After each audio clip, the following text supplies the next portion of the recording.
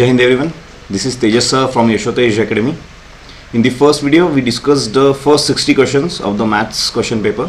ये वीडियो में हम नेक्स्ट 60 क्वेश्चंस चेक करने वाले हैं, ठीक है. सो अगर फर्स्ट वीडियो नहीं देखा तो you can go through that video, या फिर आप ये वीडियो पहले देख सकते हो. After this you can go for that video. इस वीडियो के बाद सारे 120 के 120 क्वेश्चंस के आंसर्स आपके पास आ जाएंगे. If you need answer keys, description box में मेंशन किया हुआ है, just follow that and you will get your answer keys. Maths का और गैट का दोनों आंसर की आपको मिल जाएंगे. एक बार क्रॉस चेक कर लो, it's always better to cross check, क्योंकि आइडिया आ जाता है whether you are clearing it और नॉट. अगर एनडीए क्लियर हो रहा है you can start preparing for SSB, नहीं हो रहा है you can start preparing for the next NDA attempt. Okay, चलो without wasting any further time will go for the first question of this video. So the question number 61, set A. As you know, set A का 61 अगर होगा तो set B का it is 106. Alright, so question number 61. The locus of point P x y z which moves in such a way that z is equal to 7. मतलब भाई एक point है x, y, z जिसमें z 7 है, मतलब z constant है. That's all, z constant है, right. सो अगर z कांस्टेंट है, अगर मैं डायग्राम निकालने की कोशिश करूं इतना ज़्यादा समझ में नहीं आएगा, but this will give you the idea. So z is equal to 7 में से पास हो रहा है, मतलब क्या होगा, वो एक ऐसा प्लेन होगा जो एक्स वाई को पैरेलल है, क्योंकि z तो कांस्टेंट है, z तो हिल नहीं सकता, तो हिलेगा क्या, x और y हिलेगा. अगर x और y हिलेगा मतलब वो प्लेन x और y को पैरेलल होगा, क्योंकि z तो कांस्टेंट है. Okay, next question. A line in space can have infinitely many direction ratios. एक जो लाइन है स्पेस में उसके डायरेक्शन रेशियो इन्फिनिट होते हैं, right. Direction ratios DRS infinite होते हैं, डायरेक्शन कोसाइंस फाइनाइट होते हैं, ठीक है. So first statement is right. It is possible for certain line that the sum of the squares of direction cosine can be equal to sum of its direction cosine. मतलब क्या है, कोई भी line का डायरेक्शन कोसाइन आपको पता होगा, L, M, N are the direction cosines of the line. तो बोला क्या गया है, L square plus M square plus N square is it equal to L plus M plus N. तो definitely this is wrong. L square plus M square plus N square can not be equal to L plus M plus N, क्योंकि L square plus M square plus N square इसका value usually 1 होता है, ठीक है. So sum of the squares of direction cosines can be equal to sum of its direction cosines. The answer is no. But yes, there is one more condition. अगर मैं ऐसी एक line लूं, yes, ये केस मैंने consider नहीं किया, ऐसी एक लाइन लूं जो कि y एक्सिस को पैरेलल है. अगर वो y एक्सिस को पैरेलल है तो what will be its direction cosine, है कि नहीं. तो x एक्सिस का तो उसका एंगल होगा 90, z एक्सिस का तो उसका एंगल होगा 90. सो cos 90 0, cos 90 0 एंड 1, तो L square plus M square plus N square भी 1 आएगा और L plus M plus N भी 1 आएगा. So both the statements are right, क्योंकि यहाँ पे कैन भी बोला है. ऑलवेज बोला होता तो जो मैंने पहले बोला वो राइट होता, लेकिन यहाँ पे कैन भी मतलब हो सकता है. क्या, तो हो सकता है. कैसे होगा, एक लाइन जिसका x एक्सिस का एंगल 90 डिग्री है, y के साथ 90 डिग्री है, और let's say y axis z के साथ, z को पैरेलल है वो, मतलब z के साथ 0 डिग्री है, तो दैट वे उसके डायरेक्शन कोसाइंस होंगे 0 0 1, ठीक है. अब डायरेक्शन कोसाइंस क्या होते हैं आपको पता होना चाहिए, ठीक है. We will just discuss the answers. 63, XY plane divides the line segment joining the points -1 3 4 2 -5 6. बोला क्या गया है कि दो पॉइंट दिए हुए, first point is -1 3, 4, second point is 2, -5, 6, और XY प्लेन इस लाइन को कौन से रेशियो में डिवाइड करता है मुझे पता नहीं. XY प्लेन इंटरनली डिवाइड करता है या एक्सटर्नली डिवाइड करता है ये तो मुझे पता नहीं है. पहले रेशियो निकाल लेते. लेट्स से XY प्लेन यहां से जा रहा है, लेट्स से वो शायद बाहर से भी जा सकता है, डोंट वरी, यहां से जा रहा है, तो इसको मैं M ले लूंगा, इसको मैं N ले लूंगा. एक बात तो क्लियर है भाई, ये अगर XY प्लेन है, अगर ये XY प्लेन है तो इधर Z कोऑर्डिनेट क्या होगा, 0. अगर ये XY प्लेन है तो XY प्लेन पे Z क्या होगा, 0. तो यहाँ पे Z का जो कोऑर्डिनेट होगा वो 0 होगा, XY और Z का कोऑर्डिनेट होगा 0. तो हमें पता है इंटरनल सेक्शन फॉर्मूला लगाना है, तो M इंटू इधर का Z वाला, N इंटू इधर का Z वाला, सो 6M plus 4N upon M plus N. इसका आंसर क्या आना चाहिए भाई, Z कोऑर्डिनेट इज 0, ये M प्लस N इधर आके 0 हो जाएगा, तो 6M plus 4N equal to 0 आ गया. 4N को इधर भेज दो तो 6M इक्वल टू 4N आ गया. अगर मैं N को नीचे लेके आऊं तो M by N equal to, ये प्लस 4N है तो ये माइनस हो जाएगा, ठीक है, ये प्लस उधर आके माइनस होगा, तो -4/6 विच इज इक्वल टू -2/3. मतलब 3/2 का रेशियो है, लेकिन माइनस है मतलब एक्सटर्नली होगा. इंटरनली माइनस हो सकता है क्या, नहीं, इंटरनली तो सब कुछ प्लस प्लस होता है. अंडरस्टूड. सो पहली बात तो एक्सटर्नली होगा, और रेशियो क्या होगा 3:2, तो answer would be externally in the ratio 3:2. Okay good. 64 the number of spheres of radius are touching the coordinate axis. Logic है भाई, स्पीयर्स मतलब 3D डायग्राम है, तो आपको पता होना चाहिए जैसे 2D में क्वाड्रेंट होते हैं 4, वैसे 3D में ऑक्टेंट होते हैं 8, है कि नहीं, राइट. 3D में ऑक्टेंट होते हैं 8, चलेगा, राइट. सो अगर 8 ऑक्टेंट है, हर ऑक्टेंट में एक स्पीयर ऑफ रेडियस r बनेगा, तो that will be 8. Answer would be 8. ये क्वेश्चन मस्त है. A B C D E F G H is a cuboid with base A B C D, A B C G with vertices. ठीक है, alpha be the angle between A B and A G, beta be the angle between A C and A G. तो भाई पहले तो A B निकालना है, उसके बाद ए जी निकालना है, उसके बाद ए जी निकल गया, ए सी निकालना है. तो भाई मुझे एक बात बताओ, ए बी बार कैसे निकलता है? It will be B bar minus A bar. तो बी में से ए को माइनस करो, बी इज 12 0 0, ए 0 0 0, तो 12 माइनस 0 12, तो 12i plus 0j plus 0k. तो नहीं लिखा तो भी चलेगा. ए जी बार कैसे निकालोगे भाई? जी बार minus A bar, ji bar minus A bar, तो जी में से ए चला गया, तो 12 minus 0 is 12i, plus 6 minus 0 is 6j, plus 4 minus 0 is 4k. तो ए जी बार मिल गया मुझे. देन ए सी बार, ए सी बार कैसे निकालोगे भाई? सी बार माइनस ए बार, सी में से ए को माइनस करना है, 12 में से 0 चला गया 12i, 6 में से 0 चला गया 6j, 0 में से 0 चला गया 0k. अब बोला क्या है भाई? ए बी और ए जी के बीच में का एंगल है अल्फा, एंड ए जी और ए सी के बीच में का एंगल है बीटा. कोई प्रॉब्लम नहीं भाई. एंगल अगर निकालना है कैसे निकालोगे?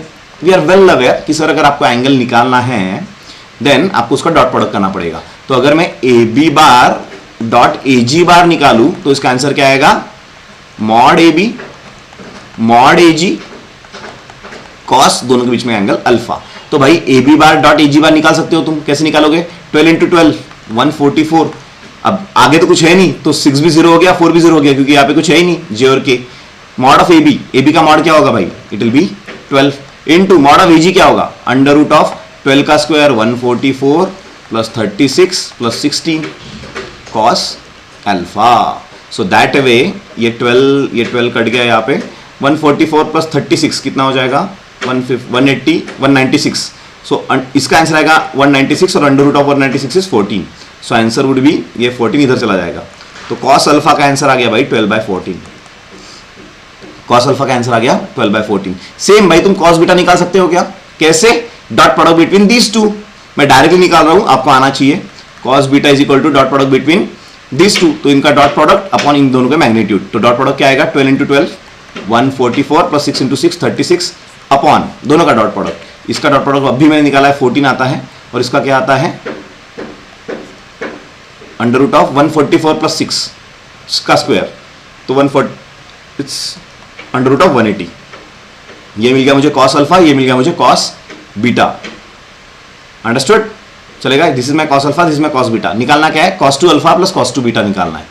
Cos 2 alpha plus cos 2 beta निकालना है. कैसे निकाल सकते हो cos 2 alpha plus cos 2 beta? इधर तुम उसके फॉर्मूले लगा लो या फिर और कुछ वैल्यू डाल दो. तो what is the cos 2 alpha का वैल्यू? फॉर्मूला रेड पेन से लिख रहा हूं. इट इज, हमें पता है 1 plus cos 2 alpha is equal to 2 cos square alpha. ठीक है, तो क्या आएगा भाई? ये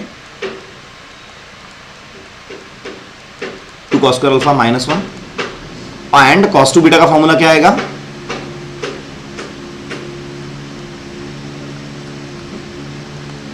बराबर है.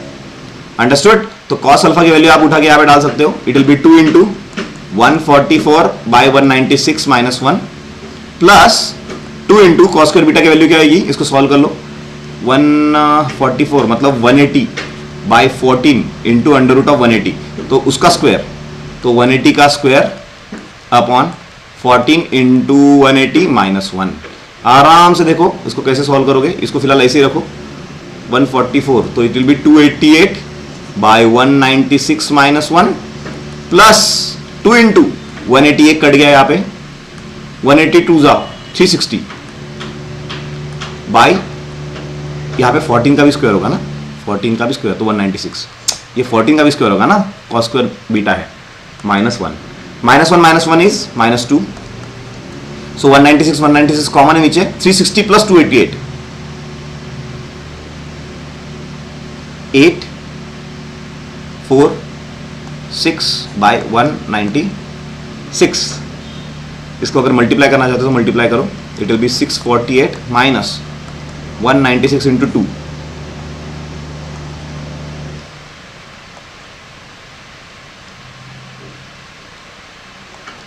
392 by 196 by what is 648 minus 392?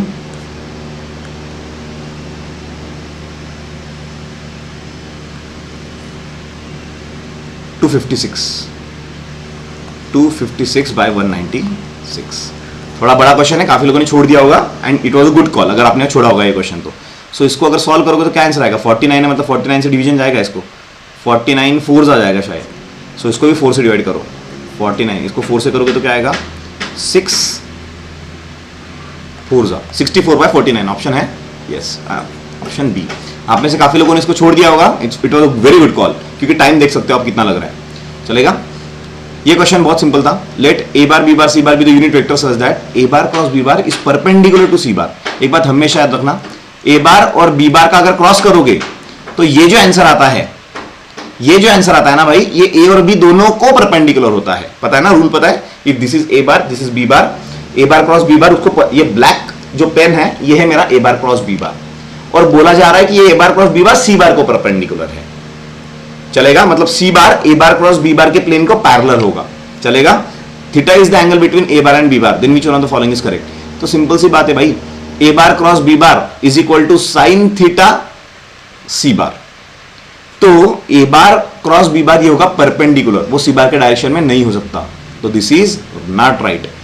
A bar dot B bar cross C bar equal to 0। तो एक बात देखो, बी बार क्रॉस सी बार क्या है? बी बार और सी बार को परपेंडिकुलर, तो वो ए बार को भी परपेंडिकुलर होगा, तो उनका डॉट प्रोडक्ट, अगर ये दोनों परपेंडिकुलर है तो उनका डॉट प्रोडक्ट क्या होगा? 0। तो आंसर वुड बी 66 का जो आंसर होगा दैट वुड बी बी।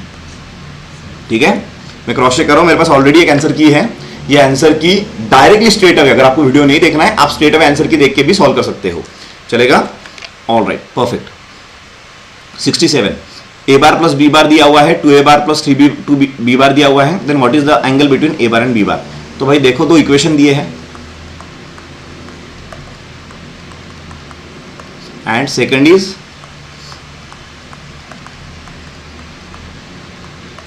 अब हमें क्या करना है, हमें ए और बी की वैल्यू निकालना है सो दैट उसके बीच में का हम एंगल निकाल पाए। कुछ नहीं, इसको साइमल्टेनियस इक्वेशन जैसे सॉल्व करो। यहाँ पे 2a बार है तो उसको भी 2 से मल्टीप्लाई करो, तो ये हो जाएगा 6, इसको भी हो जाएगा 6 और ये हो जाएगा 2। अब क्या करना है, ऊपर वाले में से नीचे वाला माइनस कर दो, 2a बार माइनस 2a बार गया, 6b bar minus b bar, it will B 5b bar, 6i minus i 5i minus 2j minus of minus 2j plus 2j। ठीक है, सो b बार क्या आ गया भाई, 5 कट गया, b बार आ गया i कैप। क्या बात है, चलेगा।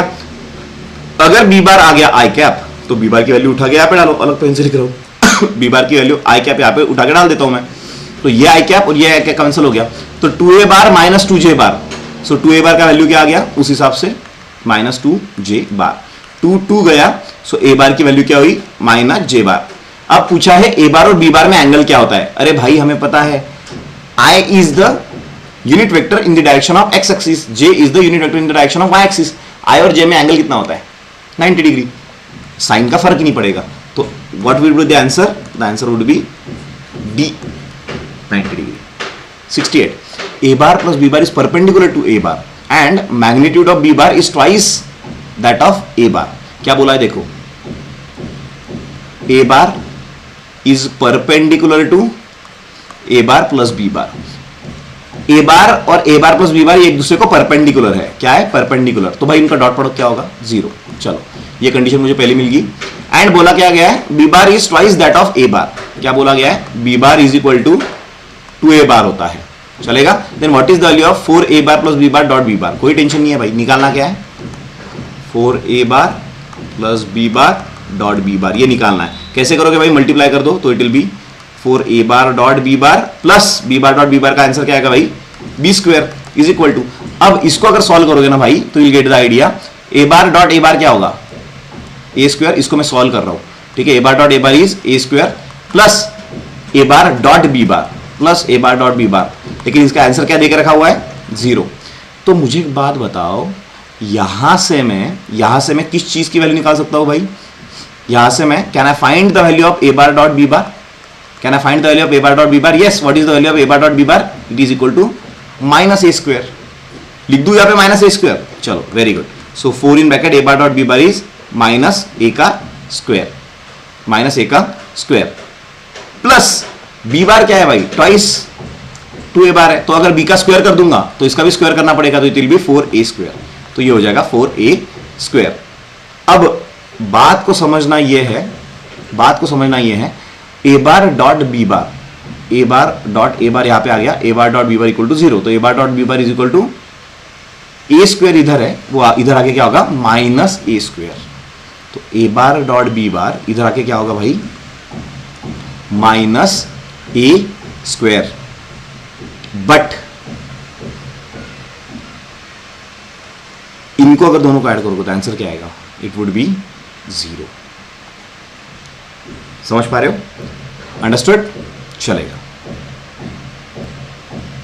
A bar B bar C bar be 3 vectors such that A bar B bar C bar are coplanar, which one of the following is correct? चलेगा।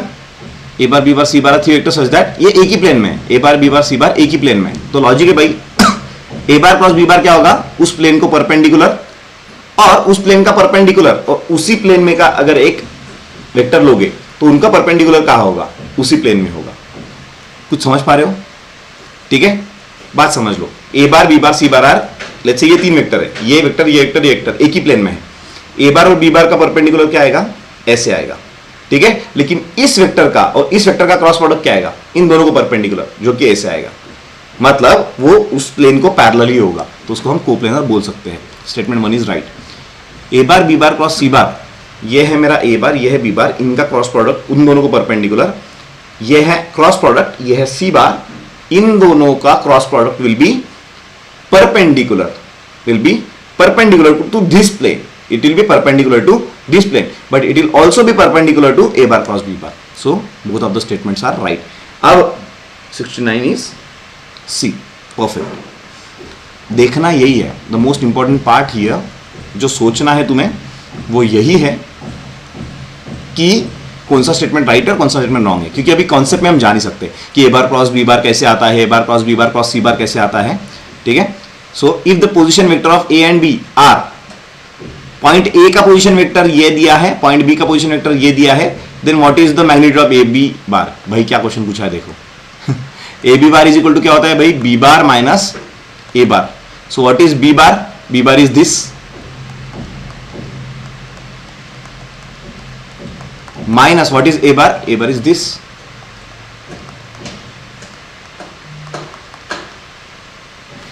अब ये माइनस करो तो ये प्लस हो जाएगा, ठीक है। तो देखो भाई क्या होगा, इसको अगर मैं सॉल्व करूं तो i plus √2j plus j minus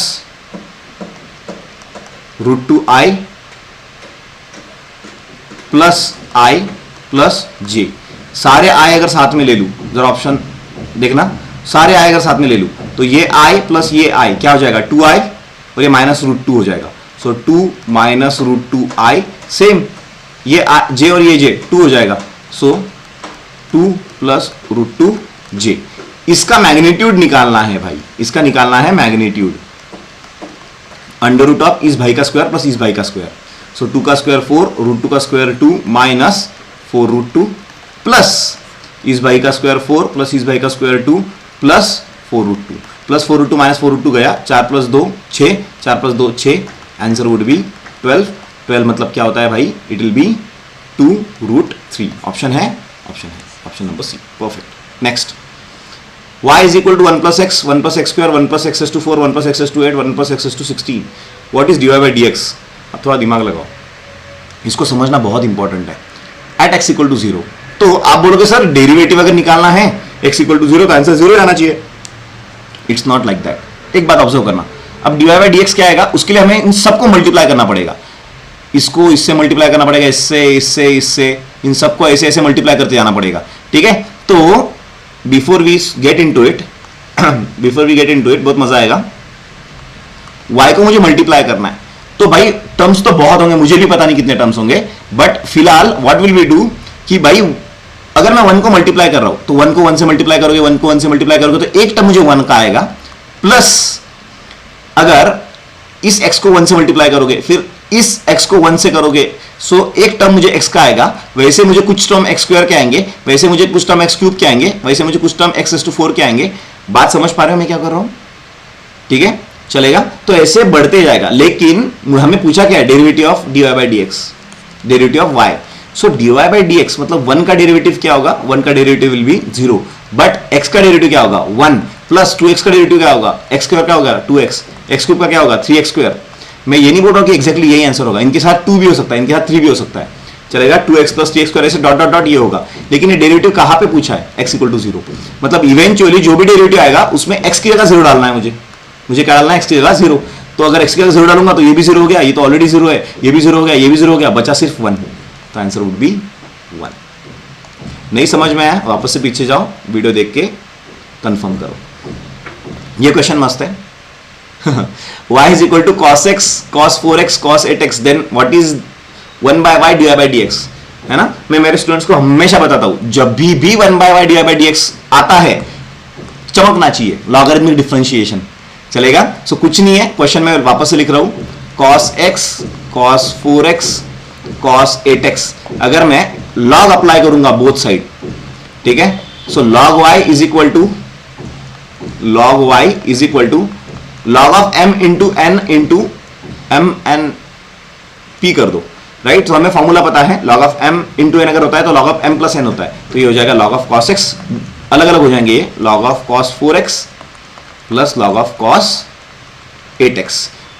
मैं एक्सप्लेन कर रहा हूं इसलिए बहुत ज्यादा टाइम लग रहा है, अदरवाइज आपको इससे भी फास्ट आना चाहिए। log y का डेरिवेटिव क्या आएगा? सबसे पहले log का डेरिवेटिव 1 बाय y और y का derivative dy by dx is equal to log का derivative 1 by cos x into cos x का derivative minus sin x plus log का derivative 1 by cos 4x into cos 4x का derivative minus sin 4x into 4 plus 1 by cos 8x into minus sin 8x into 8। But थोड़ा दिमाग लगाओ, what is the value of x? It is pi by 4। तो भाई pi by 4 डालना है, sin x upon cos x, क्या answer आता है? tan x, और tan 45, पाई बाय 4 मतलब 45 कितना होगा? -1 plus sin 4x upon cos 4x, ठीक है। थोड़ा दिमाग लगाओ, पाई बाय 4, 4 कैंसिल, sin पाई कितना होता है? 0 हो गया टर्म। सेम अगर मैं यहाँ पे पाई बाय 4 डाल दूं तो ये 4 कैंसिल हो जाएगा और ये यहाँ पे आ जाएगा 2। सो sin 2 पाई भी क्या होता है? sin 2 पाई भी होता है 0, चलेगा। तो ये भी हो गया 0, तो आंसर आ गया -1। That's all. इतना आसान क्वेश्चन था। Okay, all right. Let f of x be polynomial function such that f of x is x raised to 4. What is f dash of 1? बहुत ही आसान है भाई। Function of x is equal to x raised to 4 है, तो पूछा है f dash of 1 क्या होगा? सिंपल सी बात है यार, function of x is x raised to 4, मतलब फंक्शन को अगर डालोगे तो x raised to 4 होगा। तो इसी फंक्शन को मैं अगर ऐसे लिखता तो देखो, फंक्शन ऑफ x, देखो सिंपल सी बात है, फंक्शन ऑफ x अगर मेरा x स्क्वायर है तो फंक्शन ऑफ x क्या होगा? लॉजिक है ना, मतलब x की जगह मैंने क्या डाल दिया? पूरा फंक्शन डाल दिया, मतलब x की जगह क्या डाल दोगे? पूरा function which is x square. तो x की जगह मैं x स्क्वायर डाल दूं तो x raised to 4 आ जाएगा। तो सिंपल भाषा में this is a composite function.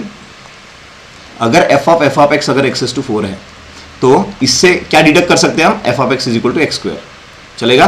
तो भाई इसका डेरिवेटिव क्या आएगा रे? f डैश ऑफ x का डेरिवेटिव क्या आएगा? x स्क्वायर का डेरिवेटिव इज 2x, तो f डैश ऑफ 1 क्या आएगा? It will be 2 into 1 which is equal to 2. Understood? Which is equal to 2. Understood? चलो, wonderful. What is the value of limit n tends to infinity a raised to n plus b raised to n upon a raised to n minus b raised to n where a is greater than b is greater than 1 is equal to? भाई देखो simple सी बात है, चलेगा। Limit पूछा है n tends to infinity, कुछ नहीं, इस क्वेश्चन को मैं ऐसे सॉल्व करूंगा, limit n tends to infinity. अब a रेज़ टू n से मैं दोनों को ऊपर नीचे डिवाइड कर रहा हूं, इधर भी a रेज़ टू n से डिवाइड कर रहा हूं, इधर भी a रेज़ टू n से डिवाइड कर रहा हूं, तो a raise to n upon a raise to n 1 plus b raise to n upon a raise to n is b by a raise to n। समझ पा रहे हो भाई क्या कर रहा हूं मैं? ऊपर भी a रेज़ टू n से डिवाइड कर दिया, नीचे भी a रेज़ टू n से डिवाइड कर दिया, तो it is 1 minus b by a raise to n। अब दिमाग लगाओ भाई, n की वैल्यू है इन्फिनिटी और बोला क्या गया है? a ये b से बड़ा है। सब लोग ध्यान दो, ये बहुत इंपॉर्टेंट था। इसका इस पूरे क्वेश्चन का की ये था, ठीक है, कि a की वैल्यू b से बड़ी है और ये क्या है b बाय a। भाई मुझे एक बात बताओ, हमारी ये जो टर्म है ये है b बाय a और a बड़ा है b छोटा है। अगर नीचे वाला बड़ा होगा ऊपर वाला छोटा होगा, वैल्यू 1 से बड़ी होगी 1 से छोटी होगी, 1 से छोटी होगी, तो इसका आंसर आ गया 0 पॉइंट समथिंग। लॉजिक है ना, क्योंकि a बड़ा है और b छोटा है, ऊपर वाला छोटा है नीचे वाला बड़ा है। जब डिनोमिनेटर बड़ा होता है आंसर तो 0 से छोटा ही आएगा ना, 1 से बड़ा थोड़ी ना आएगा।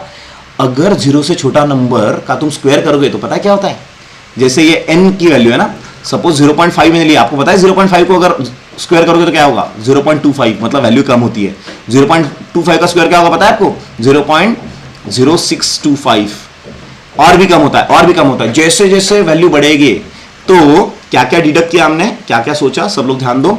b बाई ए की जो वैल्यू है वो है 0 पॉइंट समथिंग और n है इंफिनिटी, मतलब b बाई ए की वैल्यू है 0 पॉइंट समथिंग, उसका पावर इंफिनिटी, उसको इनफाइनाइट टाइम्स मल्टीप्लाई करना है, तो आंसर क्या होगा 0।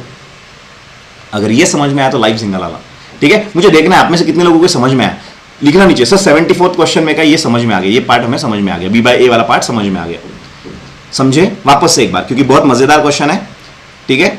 अगर ये सोचना इंपॉर्टेंट है, मतलब मैंने तो इसको हार्डली 30 सेकंड में सॉल्व किया होगा, रीजन मुझे क्लिक हुआ, जिसको भी क्लिक हुआ 20 सेकंड में सॉल्व कर देगा कि b की वैल्यू a से क्या है छोटी है, तो मतलब ये 0 पॉइंट समथिंग होगा, और 0 पॉइंट समथिंग का इन्फिनिटी, उसको इनफाइनाइट टाइम मल्टीप्लाई करना है। भाई 0 पॉइंट समथिंग को 3 बार मल्टीप्लाई करो, आंसर बहुत छोटा हो जाता है, इनफाइनाइट टाइम्स, तो आंसर क्या होगा 0, ये भी क्या होगा 0, आंसर क्या आ गया 1 by 1 is 1, answer is 1। I hope तुम्हें समझ में आया होगा, बहुत मजेदार क्वेश्चन था ये, चलेगा। 75 f of x is equal to 1 plus x by 2k where x is between 0 to 2, it is kx when x is between 2 to 4, limit x tends to 2 f of x exist, what is the value of k। भाई limit exist करता है, मतलब 2 यहां पे उठा के डाल दो, 2 यहां पे उठा के डाल दो, सेटिस्फाई होना चाहिए। सो 1 plus 2 by 2k has to be equal to 2k, चलेगा। तो क्या करोगे भाई, 2k को यहां पे मल्टीप्लाई कर दो, it will be 2k plus 2 और 2k इधर आ जाएगा, it will be 4k square, sorry is equal to 4k square. पूरा मसाला उधर भेज दोगे तो it will be 4k square minus 2k minus 2 equal to 0, इसको 2 से डिवाइड कर दो तो it will be 2k square minus k minus 1 equal to 0। इसके रूट्स निकालना है, रूट्स कैसे निकालोगे भाई, minus b plus minus under root, ठीक है। So minus b plus 1 plus minus under root B का square 1 minus 4 into 2 into minus 1, तो plus 8 upon 2 2 4। So 1 plus 8 plus 1 9, under root 9 is 3, 1 plus 3 by 4 and 1 minus 3 by 4, 3 plus 1 4, 4 by 4 is 1 minus 2 by 4 is minus 1 by 2। एक option आया 1, एक option आया minus 1 by 2, ठीक है। If limit x tends to 2 f of x exist तो कौन सा answer right होगा, तो 1 भी हो सकता है, माइनस 1 बाई 2 भी हो सकता है, लेकिन ऑप्शन में 1 ही है, तो 1 ही मार्क करोगे भाई। Understood, thank you.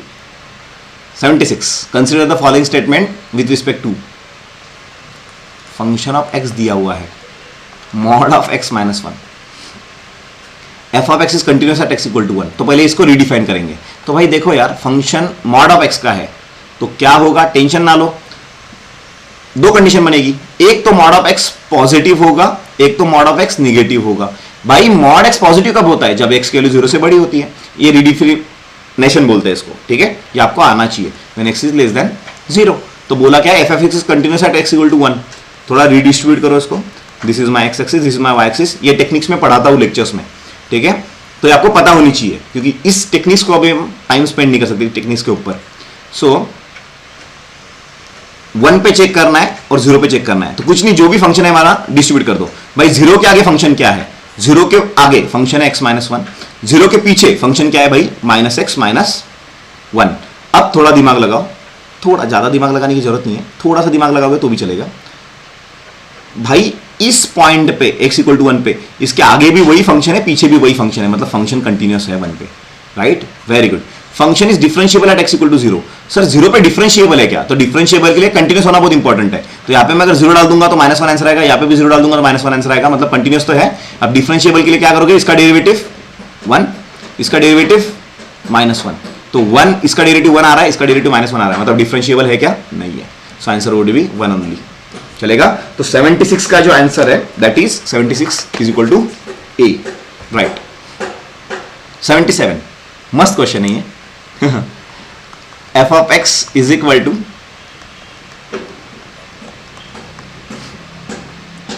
where dot denotes the greatest integer function, then what is the right hand limit of f of x at x equal to 1? कोई टेंशन नहीं है भाई, राइट हैंड लिमिट निकालना है, ठीक है, एट x इक्वल टू 1 निकालना है। तो भाई अगर मैं फंक्शन को देखूं, फंक्शन है greatest integer function of x upon x mod of x, तो अगर राइट हैंड लिमिट मुझे निकालना है तो क्या करना पड़ेगा मुझे राइट हैंड लिमिट के लिए? अब वहां पे एक फॉर्मूला होता है, लेकिन मैं वैसे सॉल्व नहीं करता हूं, मैं मेरे स्टूडेंट्स को ये टेक्निक बताया मैंने। Anyway, so limit x tends to 1 plus right hand limit है तो mod of x plus h, mod of this is not mod, greatest integer function of x plus h upon mod of x plus h, where x tends to 1 plus मतलब h tends to 0 plus, ठीक है, तो h की value 0 है। तो भाई एक बात हमेशा याद रखना, x प्लस h का ग्रेटेस्ट इंटीजर फंक्शन क्या होता है पता है? मतलब अगर 1.1 होगा ना, 1.1 का ग्रेटेस्ट इंटीजर फंक्शन आता है 1 हमेशा, राइट। सो अगर राइट हैंड लिमिट है तो 1.1 का आंसर आएगा 1, और mod of x plus h का आंसर भी क्या आएगा 1, बिकॉज h की वैल्यू 0 है, तो आंसर वुड बी 1, ठीक है। मतलब right hand limit exist and answer is 1। But वही अगर लेफ्ट हैंड लिमिट बोलते ना भाई तो प्रॉब्लम हो जाता, क्योंकि लेफ्ट हैंड लिमिट मतलब x माइनस h करना पड़ता, और x में से कुछ भी वैल्यू माइनस करोगे, मतलब 1 में से अगर तुम कुछ भी माइनस कर रहे हो तो उसका 1 में से कुछ भी माइनस कर रहे हो तो उसका ग्रेटेस्ट इंटीजर फंक्शन सीधा 0 हो जाएगा, तो 0/1 आंसर आएगा, आंसर वुड बी 0, है ना, समझ में आया? तो राइट हैंड लिमिट क्या होगा भाई 1 होगा।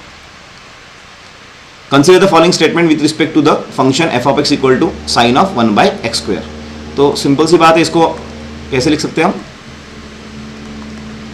साइन ऑफ 1/x², आपको पता होगा कंटिन्यूस तभी होगा अगर 1/x² को मैं इसको डिवाइड कर दूं और इससे 1/x² को मल्टीप्लाई कर दूं, तो sine limit x tends to whatever it may be, है ना, साइन ऑफ 1/x और 1/x 1 होता है, बचता है 1/x²। क्या बचता है? 1/x²। इसमें अगर 0 डाल दोगे तो answer would be, so it is continuous at x equal to 0 if f of x equal to 0 and it is continuous at x equal to 2, x equal to 2/√π। तो भाई एक बात हमेशा याद रखना, साइन फंक्शन है ऑलवेज कंटिन्यूअस होता है, इट इज ऑलवेज कंटिन्यूअस, और ये तो फिर भी नंबर है तो यहां पे तो कंटिन्यूअस होगा ही होगा, मतलब 2 तो आंसर है ही है, ठीक है। सो मैंने मेरे स्टूडेंट्स को बोला था अगर 2 में से एक भी स्टेटमेंट मैच होता है तो you are suppose to take the call, calculative call एक तुम्हें लेना है, चलेगा। It is continuous at x equal to 0, x equal to 0 पे कंटिन्यूअस होगा क्या? तो यहां पे आंसर क्या आने वाला है? साइन ऑफ 1/x², मतलब x इक्वल टू 0 पे और 0 पे है, उसके जस्ट आगे क्या होगा भाई इसका आंसर? 0 पॉइंट समथिंग, 0.00001, इसके पीछे इसका आंसर क्या आएगा? Sine of 1/0.00001, 1/0 point something, answer क्या आने वाला है? 1/0 पॉइंट समथिंग, आंसर क्या आ सकता है? It might go up to infinity, है ना, right, and sine infinity we are not aware. लेकिन एक बात मुझे पता चल गई, जो वैल्यू यहां पे आएगा वही वैल्यू यहां पे आएगा, क्योंकि x² है, स्क्वायर है तो राइट हैंड लिमिट होने दो या फिर लेफ्ट हैंड लिमिट होने दो, जो भी वैल्यूज होंगे वो स्क्वायर अप होकर दोनों के वैल्यू पॉजिटिव ही आने वाले हैं, चलेगा, मतलब it is continuous. This is my call. So 78 is both 1 and 2। 78 का आंसर क्या है? It's C, perfect. What is the range of the function f of x equal to 1 minus 2x defined on the entire real line? बहुत आसान है भाई ये question. What is the range of this, इसका range क्या है ये पूछा हुआ है, what is the range of this? तो हमें पता है the range of sine x is -1 to 1, the range of sine x is -1 to 1। अब इस रेंज को अगर 1 से माइनस करोगे तो आंसर क्या आएगा? देखो भाई साइन की मैक्सिमम वैल्यू क्या है? 1, तो 1 - 1 आंसर क्या आएगा भाई? 0। साइन की मिनिमम वैल्यू क्या है? -1, तो 1 of -1 इज 2, तो 0 to 2 होगा। 0 to 2 ऑप्शन है, yes, option number B, this is the right answer. I will keep on cross checking the answers कि मैंने जो आपको आंसर की दिया है और जो मैं सॉल्व कर रहा हूं वो राइट है या नहीं है। तो 79 इज बी, परफेक्ट। ऐसे क्वेश्चन तो छूटने नहीं चाहिए भाई, ये क्वेश्चन तो फ्री के क्वेश्चन है, आई डोंट नो ये लड़के ने क्यों छोड़ा, ठीक है। What is the slope of the tangent y is equal to cos inverse of cos x at x equal to -π/4? कोई टेंशन नहीं है भाई। स्लोप ऑफ टेंजेंट कैसे निकालते हो? dy/dx। So dy/dx, cos inverse का डेरिवेटिव क्या आता है? Minus one upon under root one minus x square, x की जगह कौन है cos square x into cos का derivative it is minus sine x, चलेगा। तो भाई मुझे एक बात पता है, ये माइनस साइन एक्स हो गया, माइनस और माइनस ये प्लस हो गया, under root of one minus cos square x is sine square x, under root of sine square x is sine x, तो ये भी साइन एक्स है और इसका आंसर भी क्या आएगा साइन एक्स, तो आंसर वुड बी 1, तो डेरिवेटिव 1 है, डेरिवेटिव क्या है 1 है, irrespective of the angle derivative straight away 1 है इसका। 81, ये बहुत आसान क्वेश्चन था। What is the integral of f of x is equal to 1 plus x square plus x raise to 4, लेकिन इसका इंटीग्रेशन निकालना है, लेकिन with respect to d x square निकालना है, इंटीग्रेशन निकालना है लेकिन with respect to d x square निकालना है। कोई कुछ मत करो भाई, एक्स स्क्वायर को 2 डाल दो, वाई एक्स स्क्वायर का क्या सब्स्टिट्यूट कर दोगे भाई, वाई सब्स्टिट्यूट कर दोगे, सो 2x dx क्या आएगा भाई dy, समझ पा रहे हो, 2x dx क्या आएगा dy आएगा, so dx can be written as dy by 2x, dx can be written as dy by 2x, value उठा के डाल दो इंटीग्रेशन में, so integration of 1 plus x square को क्या डाल दूंगा मैं y, तो x रेज़ टू 4 को क्या डालना पड़ेगा मुझे y का स्क्वायर इनटू dx क्या हो जाएगा dy by 2x, या फिर मैं 2x को क्या लिख सकता हूं भाई, I can write 2x as root y, I can write 2x as root y, तो रूट वाई को यहां पे डिवाइड कर दो, तो 1 by root y can be written as root y मतलब 1/2, तो ऊपर आगे क्या होगा -1/2, y raise to -1/2 plus y upon root y, मतलब ये 1/2 होता है और ये 1 होता है, 1 - 1/2 is 1/2, y raise to 1/2 plus y का square upon y raise to 1/2, तो 2 में से 1/2 चला गया तो 3/2 हो गया, तो इसका integration with respect to dy क्या होगा, कांस्टेंट 1/2 बाहर निकाल लो, कोई टेंशन नहीं है, चलेगा। तो अब क्या करोगे भाई, y रेज़ टू -1/2 का इंटीग्रेशन क्या आएगा, इसमें भी +1 करना होता है, so y raise to 1/2 upon 1/2 plus y raise to 1/2 का आंसर क्या आएगा, y raise to 3/2 upon 3/2 plus y raise to 3/2 का क्या आएगा, y रेज़ टू 5/2 अपॉन 5/2, चलेगा।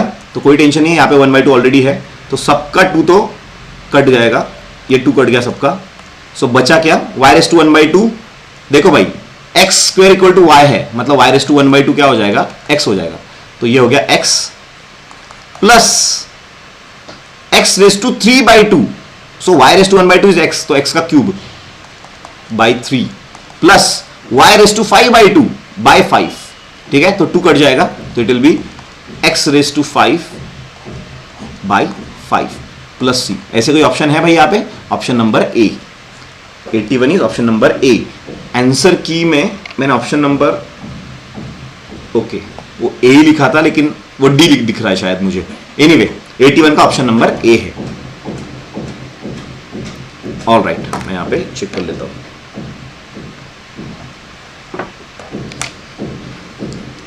There may be any mistakes, अगर है तो जरूर बताना, ठीक है। Consider the following statements with respect to the function f of x equal to x square plus 1 in the interval 1:2, maximum value निकालना है, मिनिमम वैल्यू निकालना है, कोई टेंशन नहीं भाई, मैक्सिमम मिनिमा कैसे निकालते हो, तो एफ डैश ऑफ एक्स निकालो, it will be 2x, f dash of x 0 से इक्वेट करो, so x is equal to 0, x equal to 0 maxima भी हो सकता है, मिनिमा भी हो सकता है, कोई टेंशन नहीं है। F double dash of x निकालो विच इज 2, अगर एफ डबल डैश पॉजिटिव आ गया मतलब x इक्वल टू 0 मिनिमा है, x इक्वल टू 0 क्या है मिनिमा है, तो x इक्वल टू 0 अगर मैं इस पर डाल दूं फंक्शन में, तो आंसर क्या आएगा 0 + 1, बट बात यहां पे चल रही है भाई इंटरवल की 1 to 2 के, 1 to 2 के इंटरवल की चल रही है, ठीक है, तो शायद ये लगाने की भी आपको जरूरत नहीं थी, मैंने ऑब्जर्व ही नहीं किया, 1 और 2 के बीच में निकालना है, तो 1 वैल्यू डाल के देखो, 1 का स्क्वायर 1 + 1 2, ठीक है, और 2 वैल्यू डाल के देखो, 2 का स्क्वायर 4 + 1 5, तो इसका मिनिमम वैल्यू 2 है और मैक्सिमम वैल्यू क्या है 5 है, तो मैक्सिमम वैल्यू 5 है, मिनिमम वैल्यू 2 है, बट ये रॉन्ग है सर, वाई क्यों, यहाँ पे इंटरवल देखो कैसे है, interval is not closed interval, interval is open interval, मतलब 1 तुम नहीं डाल सकते, आपको 1 से छोटी बड़ी वैल्यू डालनी पड़ेगी और 2 से थोड़ी छोटी वैल्यू डालनी पड़ेगी, मतलब ये दोनों एग्जैक्टली रॉन्ग है, ठीक है। So which one of the following is correct, neither 1 और 2, ठीक है, नीदर 1 और 2, यस परफेक्ट, वही आंसर मार्क किया। F of x satisfies f of 1 equal to f of 4, then what is the value of integration of, क्या ही question है ये, आपको पता है भाई एफ ऑफ एक्स का डेरिवेटिव निकालोगे तो एफ डैश ऑफ एक्स मिलेगा, और एफ डैश ऑफ एक्स का इंटीग्रेशन निकालोगे तो एफ ऑफ एक्स मिलेगा। तो एफ डैश ऑफ एक्स का इंटीग्रेशन क्या आता है भाई? F of x. तो इसका इंटीग्रेशन आ जाएगा एफ ऑफ एक्स, लेकिन लिमिट्स क्या है? 4 to 1। तो पहले 4 डालना पड़ेगा तो एफ ऑफ 4 माइनस बाद में 1 डालना पड़ेगा तो एफ ऑफ 1। लेकिन क्या बोला है? एफ ऑफ 1 और एफ ऑफ 4 इक्वल है, मतलब ये दोनों इक्वल है, तो आंसर क्या आएगा? Straight away 0। फिनिश। क्या ही क्वेश्चन था। ये भी क्वेश्चन बहुत मजेदार है। Integration 0 to π/2 e raise to log of cos x, e raise to log of cos x। तो यहाँ पे कुछ नहीं है, मतलब क्या है? e है, तो e log e कैंसिल हो गया, बचा cos x। cos x का इंटीग्रेशन इज sin x। चलेगा? पहले π/2 डालो, बाद में 0 डालो। sin π/2 is 1 minus sin 0 is 0। Answer क्या आ गया? 1। That's all. फिनिश।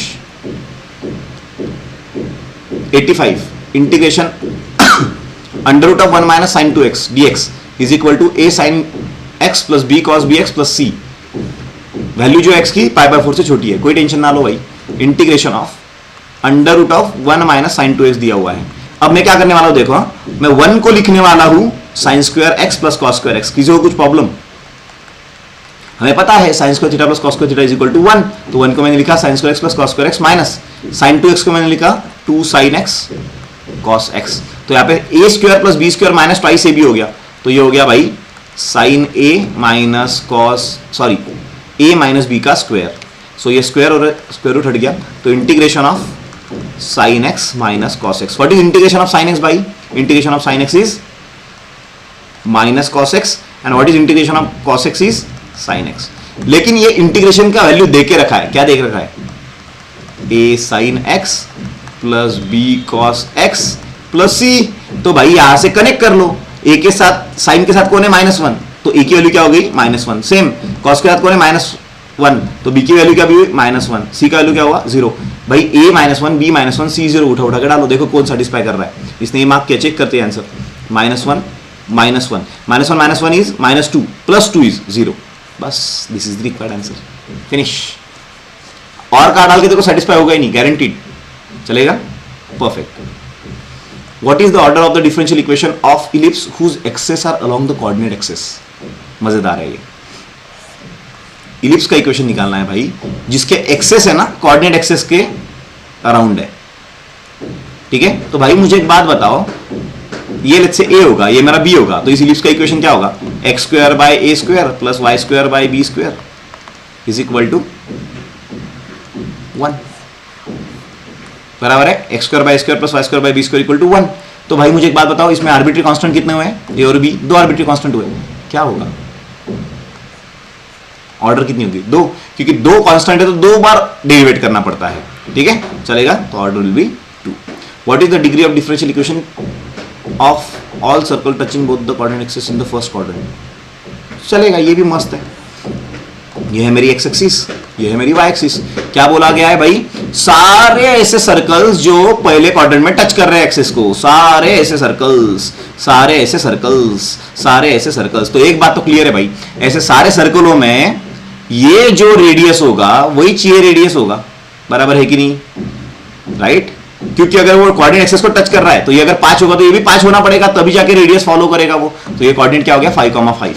तो सारे सर्कल जिसका सेंटर है 1,1, 2,2, 3,3 विथ रेडियस 1, 2, 3 वो फर्स्ट क्वाड्रेंट में होंगे। तो अगर उसका एक्स कोऑर्डिनेट अगर ए हुआ तो वाई कोऑर्डिनेट पे क्या लगेगा? ए। एक्स कोऑर्डिनेट अगर ए है तो वाई भी क्या लगेगा? ए। तो ऐसे सर्कल का इक्वेशन क्या बनेगा? x minus A square plus Y minus A square. अगर a कॉमा a है, सेंटर अगर 5,5 है तो उसका रेडियस भी कितना होगा? 5। तो ए स्क्वायर। कितने आर्बिट्री कांस्टेंट है भाई? एक ही आर्बिट्री कांस्टेंट है। एक ही बार डेरिवेट करो, एक बार डेरिवेट करने के बाद आपको रियलाइज होगा, जैसे कर लो, कितना टाइम लगेगा? 2 of x minus a plus 2 of y minus a d y by d x is equal to 0। तो भाई इसमें कई फ्रैक्शन दिख रहा है आपको? नहीं, मतलब this is the differential equation. बस आपको क्या करना पड़ेगा? आपको a इसमें से गायब करना पड़ेगा, तो डिग्री विल बी 1, क्योंकि फ्रैक्शन नहीं है। ठीक है? तो ऑर्डर भी 1 है, डिग्री भी उसका 1 ही है। What is the differential equation? y is equal to a minus b by x. What is the differential equation of? इसका डिफरेंशियल इक्वेशन निकालना है, कोई टेंशन नहीं है भाई। y इज इक्वल टू, अब कितने आर्बिट्री कांस्टेंट है? 2। कितने बार डेरिवेट करना पड़ेगा? 2 बार। So dy by d x will be equal to a का डेरिवेटिव 0 माइनस बी कॉमन ले लो, 1/x का डेरिवेटिव क्या होगा भाई, -1/x², तो माइनस माइनस गया, ठीक है। अब दूसरा दो आर्बिट्री कांस्टेंट है, 2 बार डिवाइड करना पड़ेगा, तो dy/dx को वापस से एक बार डेरिवेट करो, सो b को बाहर ले लो, 1/x² का डेरिवेटिव क्या आएगा, x² ऊपर चला जाएगा, x⁻², तो आंसर वुड बी -2/x³ चलेगा। लेकिन b की वैल्यू यहां से निकाल सकते हो क्या, कैसे है कि b की वैल्यू, ये x² उधर चला जाएगा, ठीक है। So d2y/dx² is equal to, b की जगह क्या लिख सकते हो भाई, x² dy/dx -2/x³, x² cut गया, नीचे एक x बच गया, ये x को मैं उधर भेज देता हूं,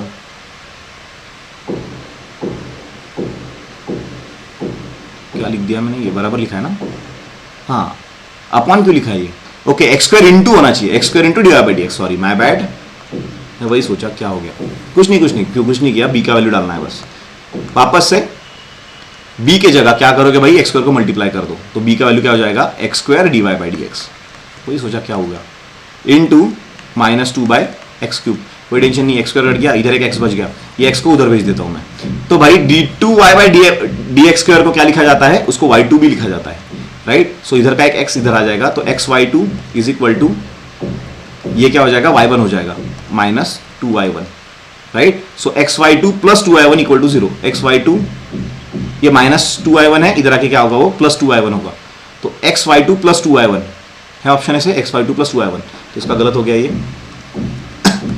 the answer is B, 88B, perfect, alright. What is 0 to π log of tan of x/2 dx is equal to, अब ये इसमें प्रॉपर्टी लगती है a to b f of x dx is equal to f of a + b - x, लेकिन इतने property लगाने की जरूरत नहीं है, मैंने जो मेरे स्टूडेंट्स थे उनको स्ट्रेट अवे याद रखने के लिए बोला था, 0 to π/2 log of tan x अगर होता है तो आंसर इज स्ट्रेट अवे 0, आप भी ये याद रख सकते हो। 89 इज ए, प्रूफ करने में थोड़ा टाइम चला जाएगा। वेयर डज, अभी तो 90 क्वेश्चंस हुए, where does the tangent to the curve y equal to e⁻x at point 0 to 1 meets x axis, simple सी बात है, अगर टेंजेंट निकालना है तो पहले स्लोप निकालना पड़ेगा, स्लोप कैसे निकालोगे, डेरिवेटिव निकाल के, dy/dx इज e⁻x, लेकिन पॉइंट क्या है 0, 1, तो x की जगह 0 डाल दो, तो x की जगह 0 डाल दिया तो e⁻0 इज 1, तो स्लोप आ गया 1, स्लोप आ गया 1 और पॉइंट दिया है, slope is given and point is given, so what is the equation of line whose slope is 1 and point is 0, 1, it will be y minus y1 is equal to slope in bracket x minus x1, so y minus 1 equal to x, so it will be y minus x equal to +1, y minus x equal to 1, ठीक है, okay sorry. और उन्होंने बोला कि ये x axis को कहां correct होता है, where does it meet the x axis, चलेगा, x एक्सिस को अगर टच हो रहा है तो y कोऑर्डिनेट क्या होगा, 0, x एक्सिस को अगर टच कर रहा है तो y कोऑर्डिनेट क्या होगा, तो y कोऑर्डिनेट हो गया 0, अगर y कोऑर्डिनेट 0 हो गया तो x की वैल्यू क्या होगी, -1, तो x is -1, y is 0, option है कोई ऐसे है, -1, 0, this is the required answer. कितना छोटा क्वेश्चन था ये।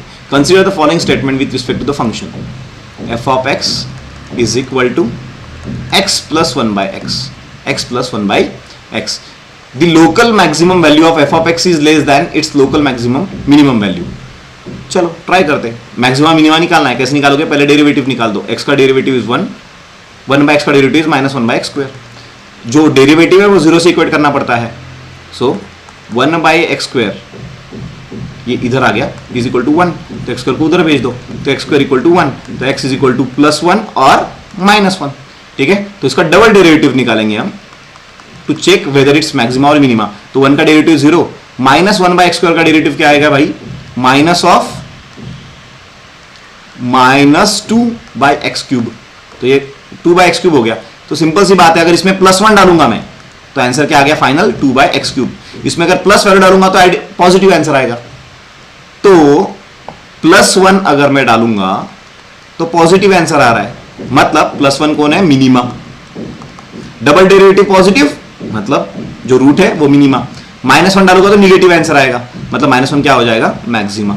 चलो +1 डालेंगे तो मिनिमम वैल्यू आएगा, -1 डालेंगे तो मैक्सिमम वैल्यू आएगा, डालो +1 तो आंसर इज 2, तो ये आ गया मिनिमम वैल्यू, एंड डालो -1 -1 माइनस ऑफ -1, तो आंसर आएगा -2। तो ये हो गया मैक्सिमम वैल्यू। बात समझ पा रहे हो भाई? ये हो गया मिनिमम वैल्यू, ये हो गया मैक्सिमम वैल्यू। तो भाई मिनिमम वैल्यू मैक्सिमम वैल्यू से बड़ी है यहाँ पे, तो local maximum value is less than the local minimum value. Statement 1 is right. The local maximum value of f of x occurs at x equal to 1। भाई maximum value कहां पे आती है? एक्स इक्वल टू 1 पे आती है क्या? ना, एक्स इक्वल टू -1 पे आती है, तो ये रॉन्ग है। तो statement 1 is correct only. What is the maximum area of rectangle that can be inscribed in a circle of radius 2 unit? Of radius 2 unit. अब सिंपल सी बात है यार, देखो ये सर्कल है, इसके अंदर हमें क्या निकालना है? इसके अंदर हमें एक रेक्टेंगल निकालना है, लेकिन इसके अंदर इनफाइनाइट बहुत रेक्टेंगल निकल सकते हैं। ये भी रेक्टेंगल निकल सकता है, ये भी रेक्टेंगल निकल सकता है, लेकिन क्या बोला उसने? Rectangle of maximum area. तो कोई बात नहीं है भाई, लेट्स से रेक्टेंगल का एक साइड ले लिया मैंने x, दूसरा साइड ले लिया मैंने y, ये होता है सेंटर। ये बात तो क्लियर है ना कि जो रेक्टेंगल का डायगोनल होगा वो डायमीटर होगा सर्कल की, चलेगा? ये बात तो क्लियर है। तो वी आर वेल अवेयर कि x² + y² equal to diagonal, मतलब उसको मैं क्या बोल सकता हूं? 2 टाइम्स रेडियस का स्क्वायर, तो 4r² लिख दू भाई, वेयर रेडियस इज कांस्टेंट। लिख दू क्या? समझ पा रहे हो ना क्या बोल रहा हूं मैं ये बोल रहा हूं कि एक सर्कल है, उस सर्कल में हमें एक रेक्टेंगल निकालना है, उसकी लेंथ और ब्रेड्थ एक्स वाई दिए हैं, लेकिन हमें पता है कि जो रेक्टेंगल का डायगोनल है वो सर्कल का डायमीटर होगा, तो डायमीटर इज 2r, तो x² + y² is equal to 4r²। Pythagoras theorem से मैंने लगाया, लेकिन हमें क्या निकालना है? मैक्सिमम एरिया निकालना है। We are well aware what is area of rectangle, it is length into breadth. इसका मैक्सिमम निकालना है, इसका मैक्सिमम निकालना मतलब इसका डेरिवेटिव निकालना पड़ेगा, ठीक है? सो इसका डेरिवेटिव निकालो, तो डेरिवेटिव क्या आएगा? x dy/dx + y ये आ गया एरिया। इसको हमें करना पड़ेगा 0 से इक्वेट, तो dy/dx is equal to -y/x। ये होगा हमारा मैक्सिमा या मिनिमा। क्या होगा ये हमारा? मैक्सिमा या मिनिमा। अब यहां से मैं किसकी वैल्यू कहां पे डाल सकता हूं? मैक्सिमम वैल्यू कहां पे होगा, मिनिमम वैल्यू कहां पे होगा, ये देखना है, राइट? सॉरी, रेडियस भी देख रखा है, 2 स्क्वायर यूनिट, तो 2 का स्क्वायर इज 4, 4 4 जा 16, तो ये आंसर क्या आया? 16 आ गया। हाँ, instead of solving like this, एक सेकंड में एक्सप्लेन कर देता हूं, इससे भी आसान तरीका है, इससे भी आसान तरीका है, डोंट वरी। ये 16 मैंने ऑब्जर्व नहीं किया, यहां पे रेडियस कितना है? 2 यूनिट, तो ये आ जाएगा 16। पता है ना कैसे? रेडियस अगर 2 है तो डायमीटर 4, 4 का स्क्वायर इज 16। सो भाई देखो एरिया कितना दिया है? x, y, तो पूरा फंक्शन ऑफ x बनाते हैं इसको, तो x इन ब्रैकेट y का वैल्यू निकाल सकते हो भाई। y का वैल्यू क्या आएगा यहां से? √16 - x², समझा? x² उधर भेजा, y की वैल्यू निकाला √16 - x²। अब बहुत ही आसान हो जाएगा, ठीक है? सो एरिया, लेकिन ये एरिया मैक्सिमम होना चाहिए, तो इसका डेरिवेटिव निकालना पड़ेगा। ये मिल गया मुझे फंक्शन ऑफ x, तो इसका डेरिवेटिव निकालना पड़ेगा। डेरिवेटिव विल बी, है ना, x इंटू भाई का डेरिवेटिव, √x का derivative 1/2 √16 - x² into -2x plus √16 - x² का डेरिवेटिव, सॉरी इसको वैसे रखेंगे, यू लगाया मैंने यहाँ पे, दिस इंटू इसका डेरिवेटिव निकाला, अब ये इंटू इसका डेरिवेटिव इज 1। अब इस डेरिवेटिव को मुझे 0 करना पड़ेगा, क्योंकि मुझे मैक्सिमम मिनिमा निकालना है। तो डेरिवेटिव को कर दिया मैंने 0, ये ओके, ये 2 कट गया, ये 2 कट गया, ये x² है, तो ये दोनों x² मिला के क्या हो जाएगा? -x², चलेगा? तो ये माइनस है, इधर आके क्या हो जाएगा? +x², तो x² √16 - x² is equal to √16 - x²। √16 - x² उधर आके मल्टीप्लाई होगा, तो रूट हट जाएगा, तो x² will be 16 - x²। x² इधर आके क्या हो जाएगा? 2x², so 2x² is equal to 16, so 2x² equal to 16, तो x² इक्वल टू 8, तो x इज इक्वल टू 2√2। तो x की वैल्यू आ गई 2√2। एक तो ये मिनिमा हो सकता है, एक तो मैक्सिमा हो सकता है, ऑब्वियसली मैक्सिमम एरिया पूछा हुआ है तो मैक्सिमा ही होगा। तो x की वैल्यू 2√2 उठाओ, इक्वेशन में डाल दो, you will get the maximum value. x की वैल्यू 2√2 डालना है, सो 2√2 इन ब्रैकेट √16 माइनस 2√2 का स्क्वायर, 2√2 का स्क्वायर क्या आता है? 8, राइट? सो 2√2 इंटू √8, मैं √8 को भी क्या लिख सकता हूँ भाई? 2√2, सो 2 इंटू 2 4, √2 इंटू √2 2, 4 2 जा 8 square unit is the answer. 92 का आंसर आ गया सी। वंडरफुल। चलेगा, अब क्वेश्चन क्या है देखना। 93 का integration of dx upon x in bracket x² plus 1 equal to, simple सी बात है यार, ऑप्शन का डेरिवेटिव लो, चेक करो, इस ऑप्शन का डेरिवेटिव लेते, सो 1/2 log ऑफ, सो 1/2 log का डेरिवेटिव क्या आता है 1 अपॉन जो भी मसाला है वही, एंड अंदर वाले का derivative u by v rule लगाना पड़ेगा, नीचे वाला इंटू ऊपर वाले का डेरिवेटिव माइनस ऊपर वाला इंटू नीचे वाले का डेरिवेटिव होल अपॉन नीचे वाले का स्क्वायर। ठीक है, तो ये x² प्लस 1 और ये x² प्लस 1 कट गया। अब इधर क्या क्या बचता है देखो, सो 1/2 इन ब्रैकेट क्या क्या बचता है यहाँ पे 2x plus x², 2x cube, 2x plus 1, 2x into x² minus 2x cube upon x² इन ब्रैकेट x² प्लस 1, तो 2x क्यूब गया, 2 भी गया, x और एक x गया, क्या बचा 1 अपॉन x² प्लस 1, वही तो क्वेश्चन है, option A is the right answer.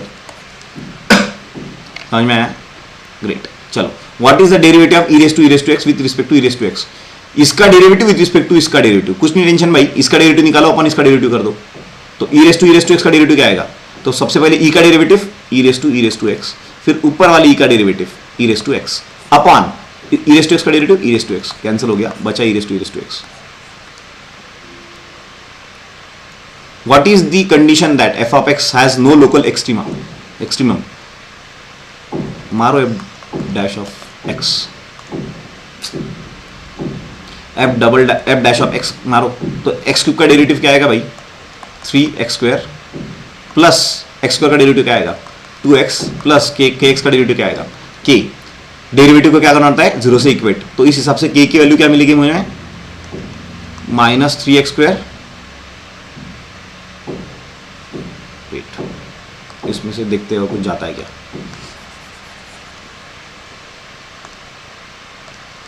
हाँ इसमें से x की वैल्यू निकालना पड़ेगा मुझे अभी, 3x² plus 2x plus k equal to 0, इसमें से x की वैल्यू निकालना है, x की वैल्यू कैसे निकालेंगे, हमारा what do we call it, formula method of quadratic equation, minus b plus minus under root b का स्क्वायर माइनस 4 3 12 k अपॉन 3 2 6, है कि नहीं, ये मिलेगा मुझे x का वैल्यू। ठीक है, तो इसको अगर सॉल्व करना ही है, ठीक है, डोंट वरी, मैंने क्या किया, फंक्शन दिया था उसका एक्सट्रीमम वैल्यू निकालना था, कि एक्सट्रीमम वैल्यू नहीं है मतलब ना मैक्सिमा है ना मिनिमा है, एक्सट्रीम नहीं है मतलब ना मैक्सिमा है ना मिनिमा है, तो डेरिवेटिव लिया 0 से इक्वेट किया, x की वैल्यू निकाली। अब मैं करूंगा double derivative, what is double derivative of this 6x plus 2, अब मुझे x की जगह डालना है x की वैल्यू। ठीक है, सो 6 इन ब्रैकेट ये वैल्यू डाल दो,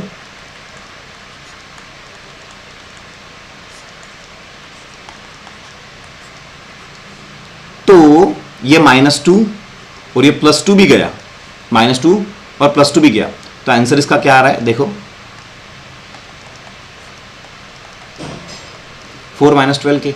अब नाइदर मैक्सिमा नॉर मिनिमा कब होता है, मैक्सिमा भी नहीं है मिनिमा भी नहीं है, कब होता है जब डबल डेरिवेटिव 0 आ जाता है।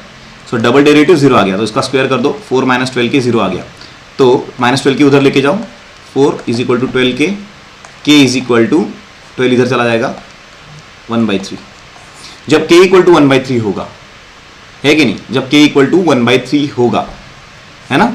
अब हैज नो लोकल मैक्सिमा और मिनिमा। अब यहां पे थोड़ा दिमाग लगाओ, अगर यहां पे k की वैल्यू, अगर यहां पे k की वैल्यू क्या बोल सकते हैं 1/3 से अगर और भी छोटी होती है, क्योंकि ये नंबर अगर बड़ा हो गया, ये नंबर अगर बड़ा हो गया तो इसके अंदर क्या आएगा भाई, इमेजिनरी रूट्स, मतलब एक्सट्रीमा नहीं होगी, तो 0 भी नहीं चलता, मतलब 1/3 भी नहीं चलता, है कि नहीं। एंड वैल्यू क्या होनी चाहिए उससे भी 4 - 12 के, तो 12 के ये छोटा होना चाहिए भाई।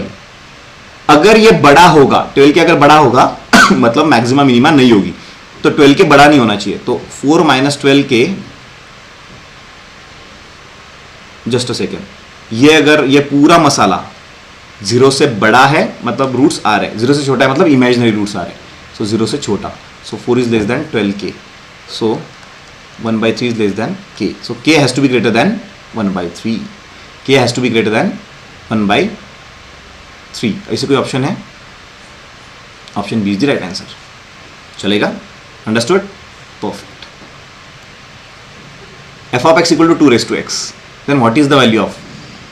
बहुत आसान सा क्वेश्चन है, 0 to 10 f dash of x. f of x अगर 2 raised to x है तो f dash of x मतलब 2 raised to x का डेरिवेटिव क्या आएगा? 2 raised to x log 2 whole upon 2 raised to x dx. चलेगा? 2 raised to x गया, log 2 is constant, log 2 को बाहर लेके आओ. Integration of 1 dx 0 to 10. What is integration of x 1 x 0 to 10.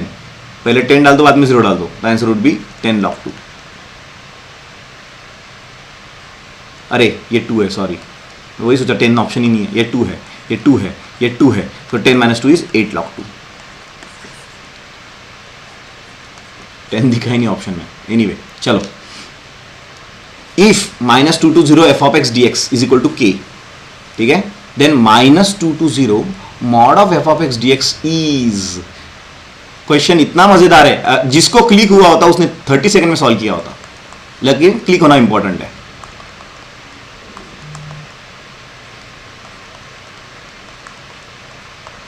भाई लिमिटेशन कुछ है ही नहीं, बोला है फंक्शन ऑफ एक्स, लो ना, आपको जो फंक्शन सही लगता है वो लो.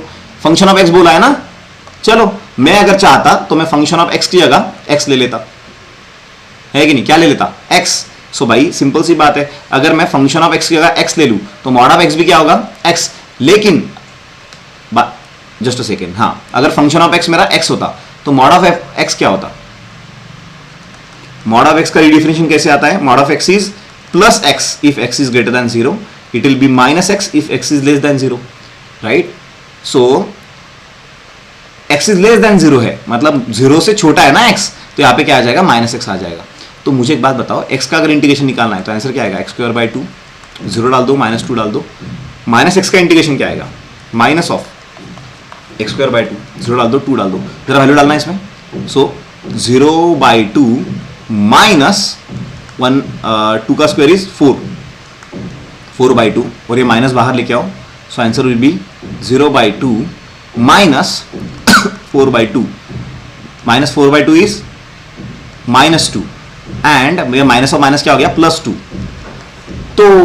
तो इसका आंसर इसके आंसर से बड़ा है, मतलब इसकी जो वैल्यू है वो k से बड़ी होगी.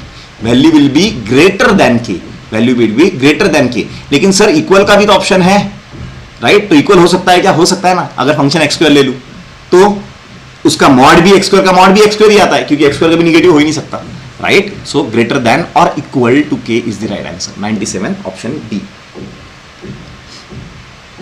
ओके, चलो 98. If the function f of x is equal to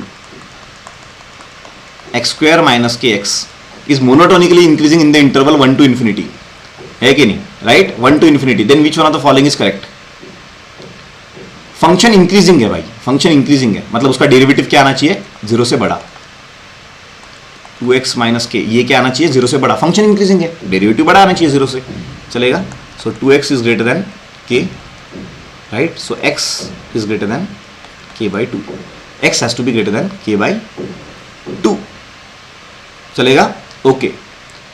Is monotonically increasing in the interval of 1 to infinity. Which one of the following is correct? ये 1 से जब बड़ा होता है ना x, जब फंक्शन 1 से बड़ा होता है, 1 से बड़ा होता है, ये इंक्रीजिंग है बोला गया है, तो इंटरवल दिया है 1 to infinity. तो दिमाग लगाओ यार, दिमाग लगाओ. अगर x की वैल्यू में 1 डाल दूं, सो 2 1 जा 2, 2 is greater then k, and x के लिए अगर इंफिनिटी डाल दूं तो ये क्या हो जाएगा? इंफिनिटी हो जाएगा. सो मतलब k की वैल्यू क्या होनी चाहिए भाई? 2 से छोटी होनी चाहिए. ऑप्शन है ऐसे, k की वैल्यू 2 से छोटी. Yes, end of discussion. इतना आसान तो क्वेश्चन था, कुछ भी नहीं किया, इसका डेरिवेटिव निकाला, ग्रेटर देन 0 से इक्वेट किया, एंड जो हमारा इंटरवल था उसकी वैल्यू डाल दी. परफेक्ट. एक बार खुद से सॉल्व करना पेपर, है ना? What is the area bounded by y is equal to greatest integer function x? क्या ही क्वेश्चन दिया है ये. मस्त क्वेश्चन है। X axis, y axis, function क्या दिया है मेरे भाइयों? Function is y is equal to greatest integer function x। Function is y is equal to greatest integer function x। चलेगा? लाइन दी है x is equal to -1/5, x is equal to -1/5, तो ये x इक्वल टू 0 होता है, ये होता है -1/5 and x is equal to -1/8, x is equal to -1/8, ये -1/5 -1/8 है। और फंक्शन क्या दिया है? y is equal to greater integer function x। तो भाई मुझे एक बात बताओ, 1/5 रहने दो या -1/8 रहने दो, -1/5 से -1/8 अगर मैं इस फंक्शन में डाल दूंगा तो इस फंक्शन का आंसर एनीवे क्या रहने वाला है? ग्रेटेस्ट इंटीजर फंक्शन मतलब उससे छोटा इंटीजर, जो भी आंसर होगा उससे छोटा इंटीजर। तो -1.5 एंड -1.8 से छोटा इंटीजर कौन सा है? -2। ठीक है, तो क्या हो जाएगा? y is equal to -2। क्या हो जाएगा भाई? y is equal to -2। और this is nothing but what? This is nothing but what? ये डिस्टेंस हो गया -2 और ये डिस्टेंस हो गया, वो डिस्टेंस की बात कर रहा हूं मैं, तो डिस्टेंस को 2 बोल दो, निगेटिव नहीं लिया तो भी चलेगा। 1.5 और 1.8 में कितना का फर्क है? 0.3। तो भाई ये नथिंग बट रेक्टेंगल बन गया है 0.3 इंटू 2 का। सो आंसर क्या आएगा? 0.6 स्क्वायर यूनिट। ऑप्शन है। देखो x equal to -1.5 line plot कर ली, ये आई, ये लाइन प्लॉट कर ली, वो ये आई, और इस फंक्शन को हमें सॉल्व करना था इन दोनों के इंटरवल में, क्योंकि इसके बीच में का एरिया निकालना है, इसके बीच में का एरिया निकालना है। तो y is equal to greatest integer of function of x। तो मैंने क्या किया, मुझे पता है कि 1.5 से लेकर 1.8 तक कुछ भी वैल्यू डालो x की जगह, आंसर -2 ही आने वाला है। मतलब लाइन इन दोनों के बीच में तो यही आने वाली है, तो ये बन गया हमारा rectangle. The tangent to the curve x square equal to y at 1, 1 makes an angle theta with the positive direction of x axis. Which one of the following is correct? Tangent to the curve x square equal to y. इस curve को tangent निकालना है, तो सबसे पहले क्या करोगे? Derivative dy by dx is equal to 2x। लेकिन कहाँ पे निकालना है? 1, 1 पे। तो x की वैल्यू 1 डालना है, y की वैल्यू 1 डालना है, y है ही नहीं, x की वैल्यू 1 डाल दो तो it will be 2। So slope आ गया टेंजेंट का 2। द टेंजेंट, अरे इतना आसान क्वेश्चन है। देखो टेंजेंट टू द कर्व, इस पॉइंट पे जो टेंजेंट निकाला है वो एंगल थीटा बना रहा है ना? Right? Which one of the following is correct? हमें पता है भाई, स्लोप मैंने निकाल लिया। What is slope of any line? कोई भी लाइन का स्लोप क्या होता है? It is tan theta. tan theta 2 देके रखा हुआ है। अब tan थीटा अगर 2 है, राइट, तो इसमें की कंडीशन हमें देखनी है। तो tan 30 डिग्री कितना होता है भाई? tan 30 डिग्री होता है 1/√3। tan 60 डिग्री 45 डिग्री होता है 1, एंड tan 60 डिग्री होता है √3, जो भी आता है 1.5। लेकिन हमारा tan थीटा का वैल्यू क्या है? 2, मतलब वो 30 से भी बड़ा है। मतलब option D is the right answer. Theta is between 90 and 60, क्योंकि 60 का आंसर आता है √3, मतलब 1.7 समथिंग, एंड 90 का आता है इन्फिनिटी, तो 1.7 और इन्फिनिटी के बीच में ही आता है ना 2, 1.7 से बड़ा है, तो option D is the right answer. Okay, consider the following relations of two events। थोड़े क्वेश्चंस बाकी है। consider the following relations of two events E and F। probability of E intersection F is greater than or equal to probability of E plus probability of F -1। बराबर है? चलो, probability of E intersection F is greater than or equal to probability of E plus probability of F -1। हमें पता है भाई, probability of E intersection F का formula क्या होता है? probability of E plus probability of F plus minus probability of E union F. A union B का formula use किया हमने यहाँ पे, is greater than equal to P of E plus P of F -1। तो P of E cancel, P of F cancel. तो भाई probability of E intersection F, अब ये माइनस है, ये भी माइनस है, तो माइनस को मैं प्लस कर रहा हूं, अगर माइनस से मल्टीप्लाई करूंगा तो इनइक्वालिटी चेंज हो जाएगी। तो probability of E union F is greater than और इक्वल टू 1। तो सिंपल सी बात है यार, ई यूनियन एफ का वैल्यू क्या हो सकता है प्रोबेबिलिटी का? 1 या उससे छोटा ही हो सकता है। तो फर्स्ट स्टेटमेंट इज राइट। अब ये तो बहुत ही आसान है। ए यूनियन बी का formula probability of A plus probability of B minus probability of A intersection B, but यहाँ पे प्लस है तो ये गलत है। Probability of A union B is less than probability of A plus probability of B, बराबर है एकदम, लेस देन और इक्वल टू, राइट। तो 1 और 3 इज राइट। ऑप्शन है कोई करेक्ट का? Yes, 1 and 3 is correct. ये डायरेक्टली फॉर्मूलाज है, अब इसके प्रूफ मैं आपको यहाँ पे दे नहीं सकता। ये क्वेश्चन बहुत मजेदार है। Probability of A when B has already occurred is less than probability of A. Probability of A when B has already occurred, B हो चुका है तो उसका प्रोबेबिलिटी क्या है, ए से छोटा होगा, ऐसे दे के रखा हुआ है, ठीक है। अगर probability of A when B has already occurred is A से छोटा, मतलब ये डिपेंडेंट इवेंट है, ए और बी एक दूसरे पे डिपेंडेंट है। अगर डिपेंडेंट नहीं रहते तो बी का फर्क नहीं पड़ता, ठीक है, चलेगा। तो which one of the following is correct? तो probability of b when a has already occurred, ये लेस होगा प्रोबेबिलिटी ऑफ बी से, क्योंकि ए और बी डिपेंडेंट है, ठीक है। सो देखो ऐसे कोई ऑप्शन है क्या? पहला ही ऑप्शन है ए, 102 का ए, परफेक्ट, राइट। चलो next, when the measure of central tendency is available in the form of mean, which one of the following is the most? खत्म। आपको पता होगा कि सेंट्रल टेंडेंसी मेजर करने का सबसे वंडरफुल तरीका होता है स्टैंडर्ड डिविएशन, सबसे वंडरफुल तरीका स्टैंडर्ड डिविएशन, ठीक है। A problem is given to the three students A, B, C whose probabilities are, A का प्रोबेबिलिटी देके रखा है भाई 1/2, B का प्रोबेबिलिटी देके रखा है भाई 3/4 एंड C का प्रोबेबिलिटी देके रखा है P। If the probability that the problem can be solved is 29/13, problem solve होने की प्रोबेबिलिटी दी है 29/13, then what is the value of P?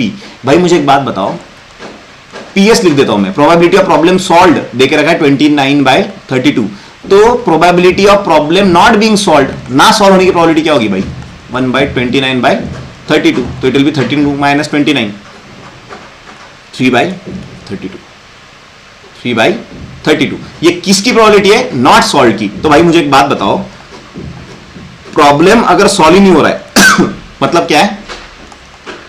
ए भी इस प्रॉब्लम को सॉल्व नहीं कर पा रहा है एंड बी भी इस प्रॉब्लम को सॉल्व नहीं कर पा रहा है एंड सी भी इस प्रॉब्लम को सॉल्व नहीं कर पा रहा है। ये भी नहीं हो सकता, ये भी नहीं हो सकता, ये भी नहीं हो सकता। तो 1/2 का कॉम्प्लीमेंट का प्रोबेबिलिटी क्या होगा? प्रोबेबिलिटी ऑफ ए इज 1/2, तो ए कॉम्प्लीमेंट क्या होगा? 1/2। अगर 3/4 है तो एक में से 3/4 चला गया, answer is 1/4। Probability of C is P, तो probability of not solving is 1 - P। Probability of not solving already हम निकाल चुके हैं, 3/32। सो सॉल्व करो जरा इसको fast. 3/32 is equal to 1 - P/4 × 8। So इसको 32 बनाना है तो उसको भी 4 से मल्टीप्लाई करो, 4 से मल्टीप्लाई करो। सो 32 गयो, सो क्या बचा? 4, 4P, 3। So 3 is equal to 4 - 4P, -4P उधर लेके जाओ, 3 उधर लेके जाओ। सो 4P इज इक्वल टू 4 - 3 1, तो P is equal to 1/4। Option है भाई, ऑप्शन है 1/4। क्या बात है, वंडरफुली डन। जिसने सॉल्व किया उसने राइट सॉल्व किया है अच्छा खासा। जिसका पेपर है उसके काफी अच्छे क्वेश्चन सॉल्व हो रहे हैं, ठीक है। क्वेश्चन क्या है? In a cricket match the batsman hits a 6 8 times out of 60 balls. तो बैट्समैन का 6 का प्रोबेबिलिटी क्या होगा? 8 out of 60, 8 out of 60। What is the probability that one ball played he does not hit a 6? On a ball played he does not hit a 6। 6 hit करने की probability 8/60, 6 ना hit करने की probability क्या होगी? 1 - 8/60, that is 54/60। इसको solve करना है तो इट विल बी 4 से डिवाइड कर दो भाई, 4 से डिवाइड करोगे तो क्या होगा? नीचे आएगा 15, ऊपर आएगा 13, 13/15 is the right answer. Two regression lines are given as 3x - 4y + 8 = 0 and 4x - 3y - 1 = 0। y on x कैसे निकालोगे? तो y को अकेला रखो, y को अकेला रखो, इस लाइन को y को अकेला रखो, तो -4y इधर आ जाएगा, 3x + 8 बचेगा और 4 को नीचे लेके जाओ। So y is equal to 3/4x + 2 बराबर है पहला। और अगर x on y करना है मतलब x को अकेला रखो, सेकंड लाइन में से x को अकेला रखो, ठीक है। तो ये भी राइट है, चलेगा। तो both are right, answer is C. 106 का आंसर इज सी। वंडरफुल, ये मस्त है। उसी क्वेश्चन पे, दो क्वेश्चन थे ना इस पे। So coefficient of correlation of r is 3/4। तो भाई देखो यार, ये 3/4 है, ये भी 3/4 है, तो byx is 3/4 and bxy is 3/4, ठीक है। तो कोएफिशिएंट ऑफ कोरिलेशन क्या होता है? दोनों का मल्टीप्लीकेशन। तो आंसर वुड बी 3/4। तो कोएफिशिएंट ऑफ कोरिलेशन कितना आएगा भाई? 3/4, राइट। पहला स्टेटमेंट तो राइट है। The means of x and y is 3 and 4 respectively, ठीक है।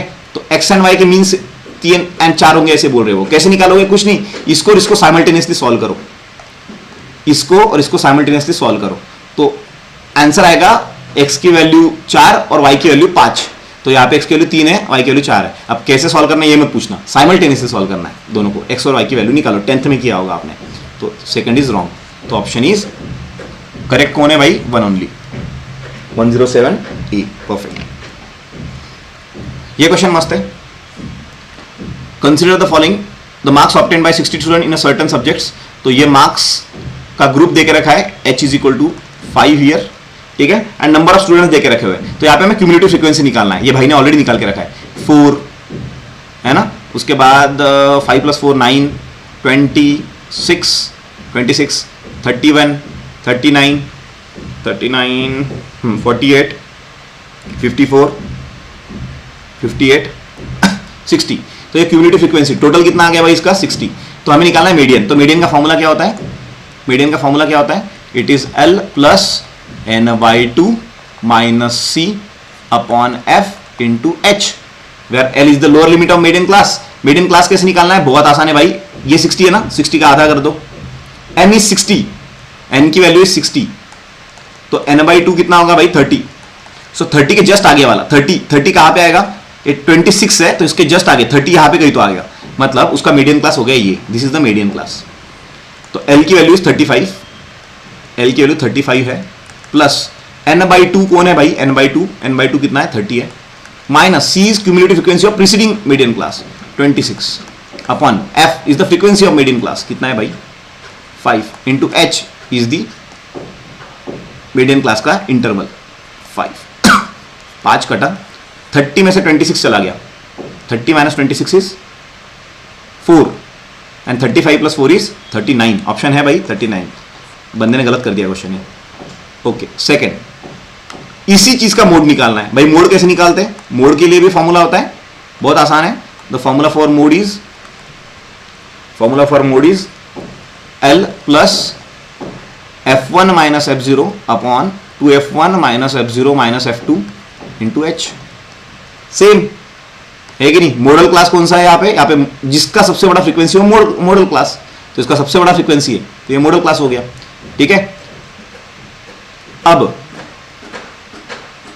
What is the value of L here? 25 plus F1 is the frequency of model class minus F0 is previous frequency of the model class upon 2F1 मतलब 22 minus F0 is 5 minus F2 is 6 into H कितना है भाई? 5। अब ये formula कैसे आए ये आपको पढ़ना पड़ेगा। 11 - 5 6 by 11 into 5, so answer would be 25 plus 6 5 30 by 11, 30 by 11 अच्छे से सॉल्व करना क्योंकि सारे क्वेश्चंस के आंसर बहुत क्लोजली एसोसिएटेड है। सो 11 2s 22, नीचे आया 8.7 तो 77 बराबर है, तो 2.7 25 प्लस 2.7 इज 27.7। ऐसे कोई ऑप्शन होगा तो देखो 27.7 एक ही ऑप्शन है। सारे देखो कितने क्लोजली एसोसिएटेड, 27.27, ये भी गलत कर दिया उसने। चलो anyway, what is the mean of the natural numbers content in the interval 15 to 64? Simple बात है भाई, 15 से लेके 64 तक मीन ऑफ नेचुरल नंबर निकालना है। तो कोई टेंशन नहीं, पहले तो ये देखो कि 15 से लेके 64 में नेचुरल नंबर कितने हैं। तो 15 से लेके 64 में मतलब 1 से लेके 14 तक नहीं है नेचुरल नंबर्स, ठीक है। सो 1 2 3 4 ऐसे 14 नेचुरल नंबर नहीं है। तो 15 और 64 में कितने नेचुरल नंबर होंगे? 64 माइनस 14 चले गए टोटल, तो कितने बचे भाई? 50। सो 15 से लेके 64 तक 50 नेचुरल नंबर है। तो summation of all 50 numbers is 50/2 बराबर है n/2। 2a फर्स्ट टर्म कौन सा है? 15 plus n-1 50 minus 1 into d 1। क्या क्या पता है ना, फॉर्मूला पता है समीशन का, n/2 in bracket 2a plus n-1 into d, where n is total number जिनकी एडिशन करनी है, a इज फर्स्ट। सो देखो 50/2 is 25, 15 2s 30 plus 15 minus 1 it will be 49। 49 plus 30 कितना होता है भाई मेरे? 49 प्लस 30 कितना होता है? 79। सो 25 इंटू 79 ये आ गया समेशन ऑफ ऑल नंबर्स। लेकिन निकालना क्या है? मीन निकालना है। तो सबको ऐड कर दिया मैंने, अब मुझे निकालना है मीन। सबको ऐड कर दिया, अब मुझे निकालना है मीन। तो मीन कितने लोगों का निकालना है? 50 लोगों का, तो 50 से डिवाइड कर दो। 15 2s एंड 2 39.5 आएगा क्योंकि 80 का 40 होता है। 39.5 ऑप्शन है। चलो perfect. Where x is a natural number which one of the following is correct. Mean mode median निकालना है, फटाफट निकालो भाई। मीन कैसे निकालते हैं, सबका एडिशन करो। x plus x plus x plus x plus x 5x plus 10 plus 3 15 by 5 number है तो सब में से 5 कट जाएगा। सो क्या बचेगा x प्लस 3। तो मीन आ गया x प्लस 3। भाई मीडियन कैसे निकलता है, असेंडिंग ऑर्डर में अरेंज करो और सेंटर वाला पकड़ो। तो ये ऑलरेडी असेंडिंग ऑर्डर में अरेंज्ड है, ये ऑलरेडी असेंडिंग ऑर्डर में अरेंज्ड है। तो असेंडिंग ऑर्डर में अरेंज करोगे तो उसके बीच वाला कौन है, x प्लस 2। तो भाई मोड क्या हुआ, सॉरी मीडियन क्या हुआ, x प्लस 2। एंड मोड क्या होता है भाई, मोड वो होता है जो सबसे ज्यादा बार रिपीट होता है। इन सब में सबसे ज्यादा बार रिपीटेड कौन है, x। तो x हो गया इसका मोड। तो कौन सबसे बड़ा है, मीन सबसे बड़ा है, मीडियन 2 नंबर पे है, मोड 3 नंबर पे है। तो mean is greater than mode, yes right. Median is greater than mean, no, mean सबसे बड़ा है।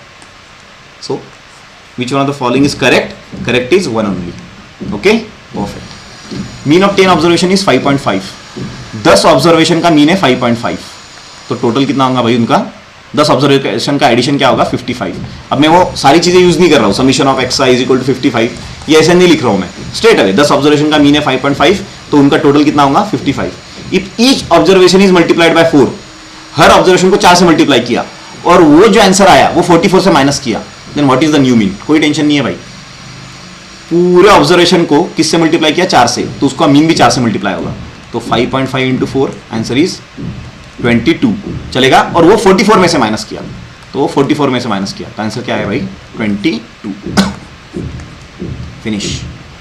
If G is the geometric mean of all masalas.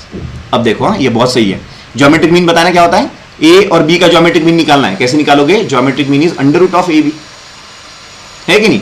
अगर वही एबीसी होता तो 3 आ जाता है यहाँ पे, 3 लोग हैं तो 3, 4 लोग हैं तो 4, लेकिन ये कितने लोग हैं, 1 2 3 4 5 6 7 8 9 10 लोग हैं। तो ज्योमेट्रिक मीन क्या आएगा, 10th root of 2 into 4 into 8 into 16 into 32 into 64 dot dot dot 1024। भाई अगर तुम्हें पता होगा तो मैं इसको ऐसे लिख सकता हूं क्या, 2 को मैं लिख रहा हूं 2 टू द पावर 1 इंटू 4 को मैं लिख रहा हूं 2 टू द पावर 2, 8 को मैं लिख रहा हूं 2 to the power 3, 2 to the power 4 dot dot dot 1024 क्या होगा 2 टू द पावर 10। भाई 2 का पावर 1 है, 2 का पावर 2 है और सब मल्टीप्लीकेशन में है, तो इसको मैं कैसे लिख सकता हूं, 10 in bracket 2 to the power 1 plus 2 plus 3 plus 4 plus dot dot dot to 10।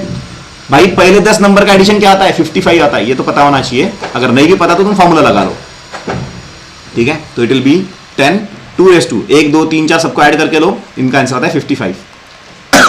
तो ये पावर 55 है लेकिन यहाँ पे 10th रूट है, सॉरी पावर 55 है लेकिन 10th रूट है, तो आंसर क्या आएगा 2 टू द पावर 5.5। तो आंसर आएगा 5.5। 2 रेज़ टू 5 कितना होता है, 2 1 2, 2 का स्क्वायर 4, क्यूब 8, पावर 4 16 और पावर 5 32, मतलब 32 से बड़ा आंसर होना चाहिए क्योंकि 2 रेज़ टू 5.5 है, तो 32 से बड़ा आंसर होना चाहिए। तो ऑप्शन नंबर सी, अंडरस्टूड। और 64 से छोटा होना चाहिए भाई, 64 से बड़ा होगा क्या, नहीं, क्योंकि ये 2 रेज़ टू 6 है क्या, नहीं, अंडरस्टूड। चलो क्या बात है। If harmonic mean of 60 and x is 48, what is the value of x।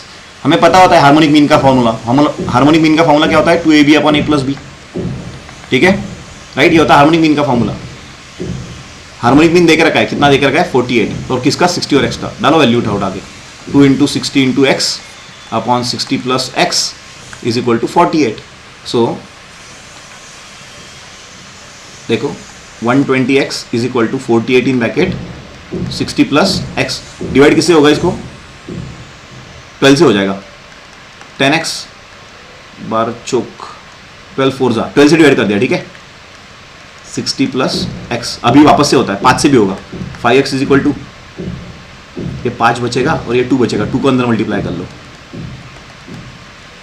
Right. सो ये 2x को इधर भेज दो, 5x minus 2x is 3x is equal to 120, x is equal to 40 है, ऑप्शन है। चलो, what is the mean deviation of the first 10 even natural number. Mean deviation of the first 10 even natural number.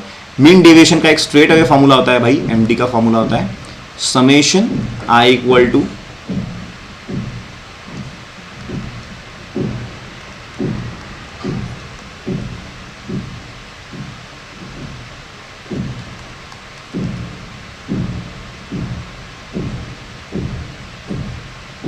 ये होता है इसका formula, ठीक है।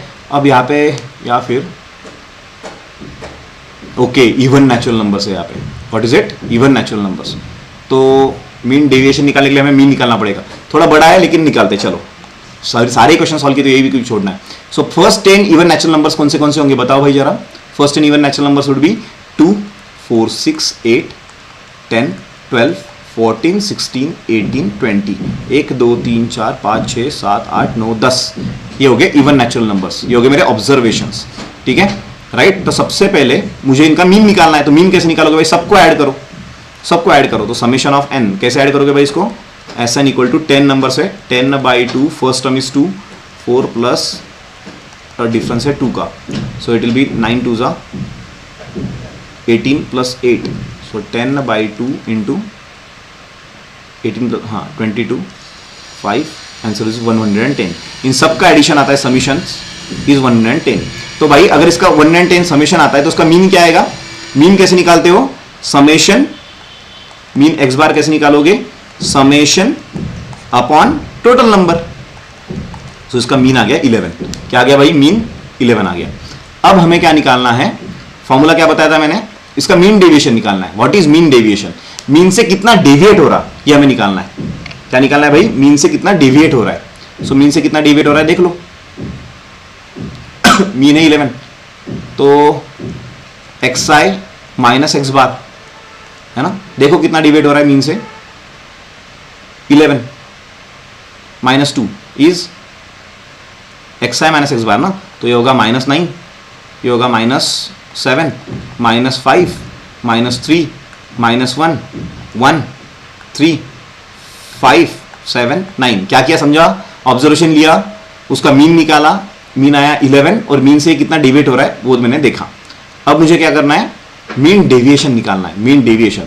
तो समेशन ऑफ xi का xi माइनस एक्स बार का स्क्वायर बाय n, इन सब स्क्वायर को ऐड करके उसको मुझे n से डिवाइड करना है। तो क्या होगा भाई इसका answer,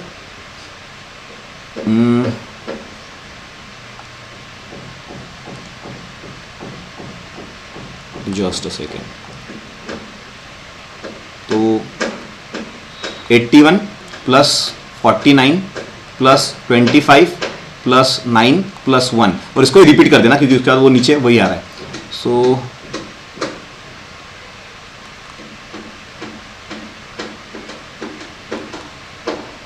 five into 2 165 into 2 is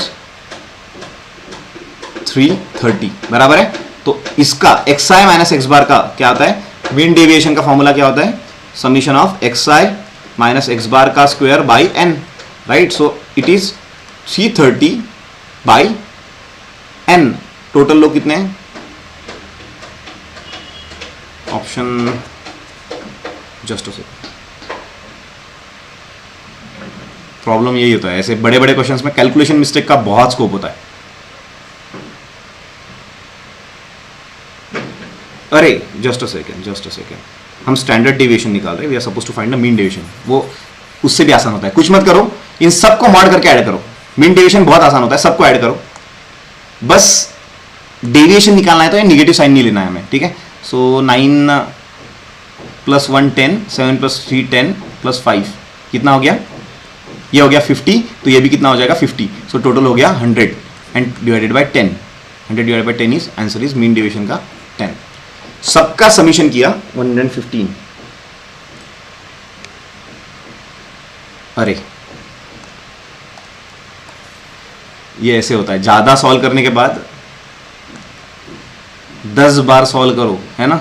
इसका एडिशन आता है 25, तो इसका 25 आएगा तो इसका भी क्या आएगा भाई -25, लेकिन माइनस नहीं लेना है, डेविएशन लेना है ना पॉजिटिव। तो 25 प्लस 25 इज 50, और 50 का मीन निकालना है तो divide by 10, answer is 5। Sorry my bad, statistics होता ही ऐसे 5। एक बार वापस से समझ लो, है ना। I take just 30 seconds to explain it. Mean deviation क्या होता है, सबसे पहले ऑब्जर्वेशन लिखे, फिर उसका मीन निकाल लिया जो कि आया 11, सबको एडिशन किया, उसका मीन निकाला और मीन में से हर नंबर को माइनस किया, ठीक है। तो मुझे मिला मीन डेविएशन, उन मीन डेविएशन का आपस से मीन निकालना है। ये आ गया मीन डेविएशन, इनको सबको ऐड किया और उसको 10 से डिवाइड कर दिया। मीन डेविएशन का, डेविएशंस का मीन मतलब मीन डेविएशन, इतना आसान है, चलेगा। Okay, what is the variance if summation of 1 to 10 xi is 110 and summation of 1 to 10 xi का स्क्वायर इज इक्वल टू 1154, वो जो फॉर्मूला में लगा रहा था वो फॉर्मूला इस चीज का था, ठीक है। So variance is the square of standard deviation del x del square, so under root तो नहीं आएगा, so summation of i is equal to 1 to n xi का square by n minus x bar का square. तो कोई tension नहीं भाई, सब कुछ देके रखा है, ये देके रखा है क्या, यस 1540 अपॉन n कितना है भाई, टोटल लोग कितने हैं 1 से लेकर 10 तक, मतलब टोटल लोग 10 है, माइनस एक्स बार कैसे निकालोगे, समेशन एक्स आई अपॉन n, मतलब टोटल लोगों को अगर वही नंबर से डिवाइड करोगे तो तुम्हें एक्स बार मिलेगा, तो टोटल लगी 10, तो एक्स बार आ गया 11, तो 11 का square is 121, so 154 minus 121 is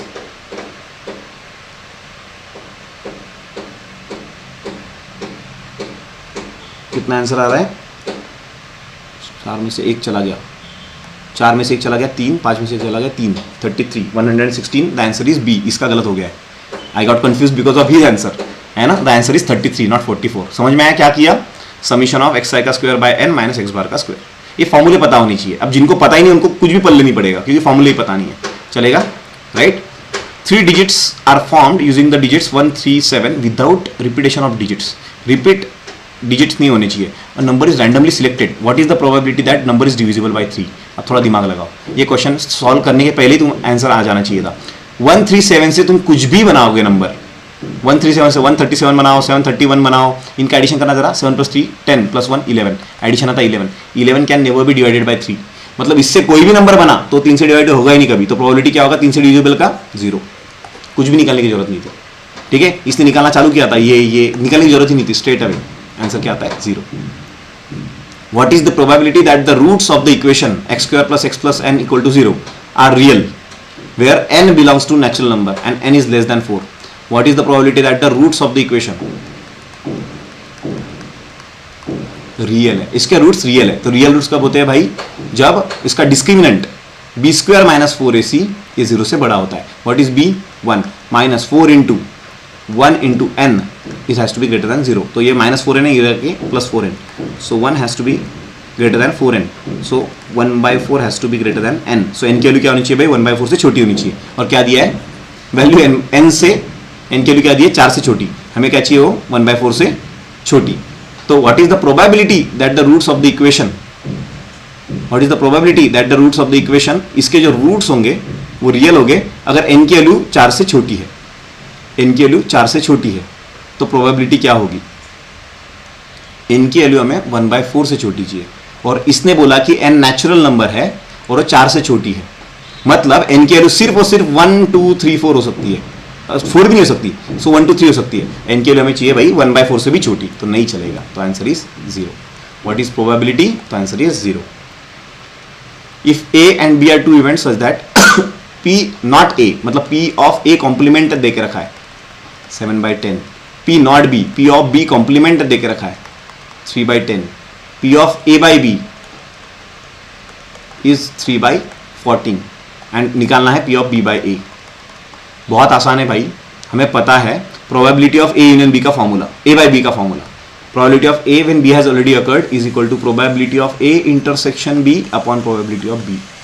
चलेगा, a by b देके रखा है 3/14 is equal to probability of b कितना है, अगर b का ना होने का 3/10 है, ब्लैक पेन से लिख रहा हूं, b का ना होने का 3/10 है, तो b का होने का कितना होगा भाई 7/10, तो 7/10 इधर आके मल्टीप्लाई हो जाएगा, probability of a intersection b, ये मिल गया मुझे probability of a intersection b। मुझे निकालना है probability of b by a, probability of b by क्या होता है, probability of a intersection b upon probability of a, नीचे a है तो इधर भी a इंटरसेक्शन b का प्रोबेबिलिटी ऑलरेडी देके रखा है, अपॉन प्रोबेबिलिटी ऑफ b क्या होगा भाई, प्रोबेबिलिटी ऑफ a क्या होगा, a का ना होने का 7/10 है, तो होने का कितना होगा 3/10, राइट। सो इसको सॉल्व करो, कैसे सॉल्व करोगे, 3 गया 10 ऊपर चला गया, सो ये 10 कटा ये 10 कटा, क्या बचा भाई 7/14 विच इज इक्वल टू 1/2 है, ऑप्शन 1/2 है, option number D that is 1/2। Okay, तो ये क्वेश्चन क्या है, 7 white balls and 3 black balls are randomly placed in a row, 7 white balls are given and 3 black balls are given, ये एक रो में रखना है हमें, ठीक है। What is the probability that no two black balls are placed adjacently. तो probability निकालना है, मतलब पहले हमें निकालना पड़ेगा टोटल आउटकम, उसके बाद हमें निकालना पड़ेगा favourable outcome. So total outcome कैसे निकलेंगे, 7 व्हाइट है 3 ब्लैक है, फर्क नहीं पड़ता। टोटल आउटकम मतलब बस 10 बॉल है 10 बॉल रखना है, तो 10 में से 7 व्हाइट और 3 ब्लैक बॉल रखना है, जैसे रखना है वैसे रखो। तो कैसे रखोगे भाई, that will be 10 factorial upon 7 factorial into 3 factorial. 10 से 7 वेज में रख दोगे उनको, ठीक है। सो ये आएगा 120। लेकिन फेवरेबल क्या है, फेवरेबल ये है भाई कि व्हाइट बॉल मैंने लेट से रख दिए, 1 2 3 4 5 6 7 व्हाइट बॉल मैंने रख दिए, है ना, रख दिए व्हाइट बॉल। अब ब्लैक के लिए जगह कितनी है, 8 जगह होगी, राइट। तो व्हाइट बॉल तो मैंने रख दिए वन वे में, जैसे रखना था रख दिए, डाल दिए ऐसे नीचे, है ना, वन वे में उससे। अब ब्लैक बॉल के लिए मेरे पास 8 जगह है, उन 8 में से कोई भी 3 जगह ले लो, मतलब अपना काम हो जाएगा। मतलब 8 में से कहीं पे भी डाल दो, ब्लैक बॉल पास में नहीं आएंगे। तो 8C3 का वैल्यू क्या आएगा, 8 factorial upon 5 factorial into 3 factorial. 8 factorial is 8 7 6 by 3 2 1 56। Favourable outcome is 56, total outcome is 120। सो हमारा प्रोबेबिलिटी क्या होगा, favourable upon total 56 upon 120। Answer would B, किससे जाएगा डिस्ट्रीब्यूशन स्कोर, नीचे 15 आ रहा है, सो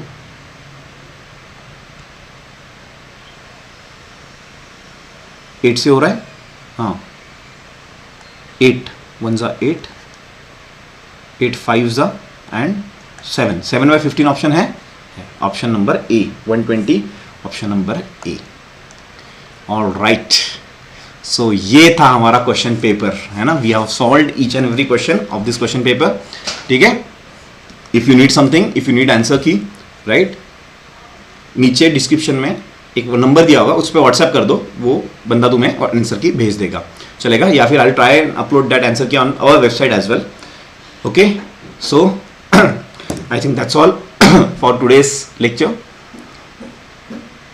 पेपर चेक करो, देखो आपका स्कोर क्या आ रहा है, ठीक है। अगर स्कोर बहुत सही आ रहा है, you can start preparing for SSB.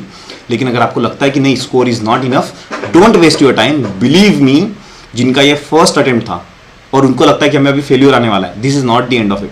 काफी ऐसे लोग हैं जो उनको पहले अटेम्प्ट में फेल्यूर आता है, लेकिन बाद में वो डेफिनेटली ओवरकम कर लेते हैं, बिकॉज पहला एक्सपीरियंस बहुत चीजें सिखा जाता है, ठीक है। बहुत चीजें बता जाता है कि क्या गलतियां किया, कैसे गलती की, क्यों गलती की, राइट। इनसे बहुत लोग सीखते हैं, you are not the only one. So if your score is good, all the very best. If your score is not very good, all the very best, चलेगा।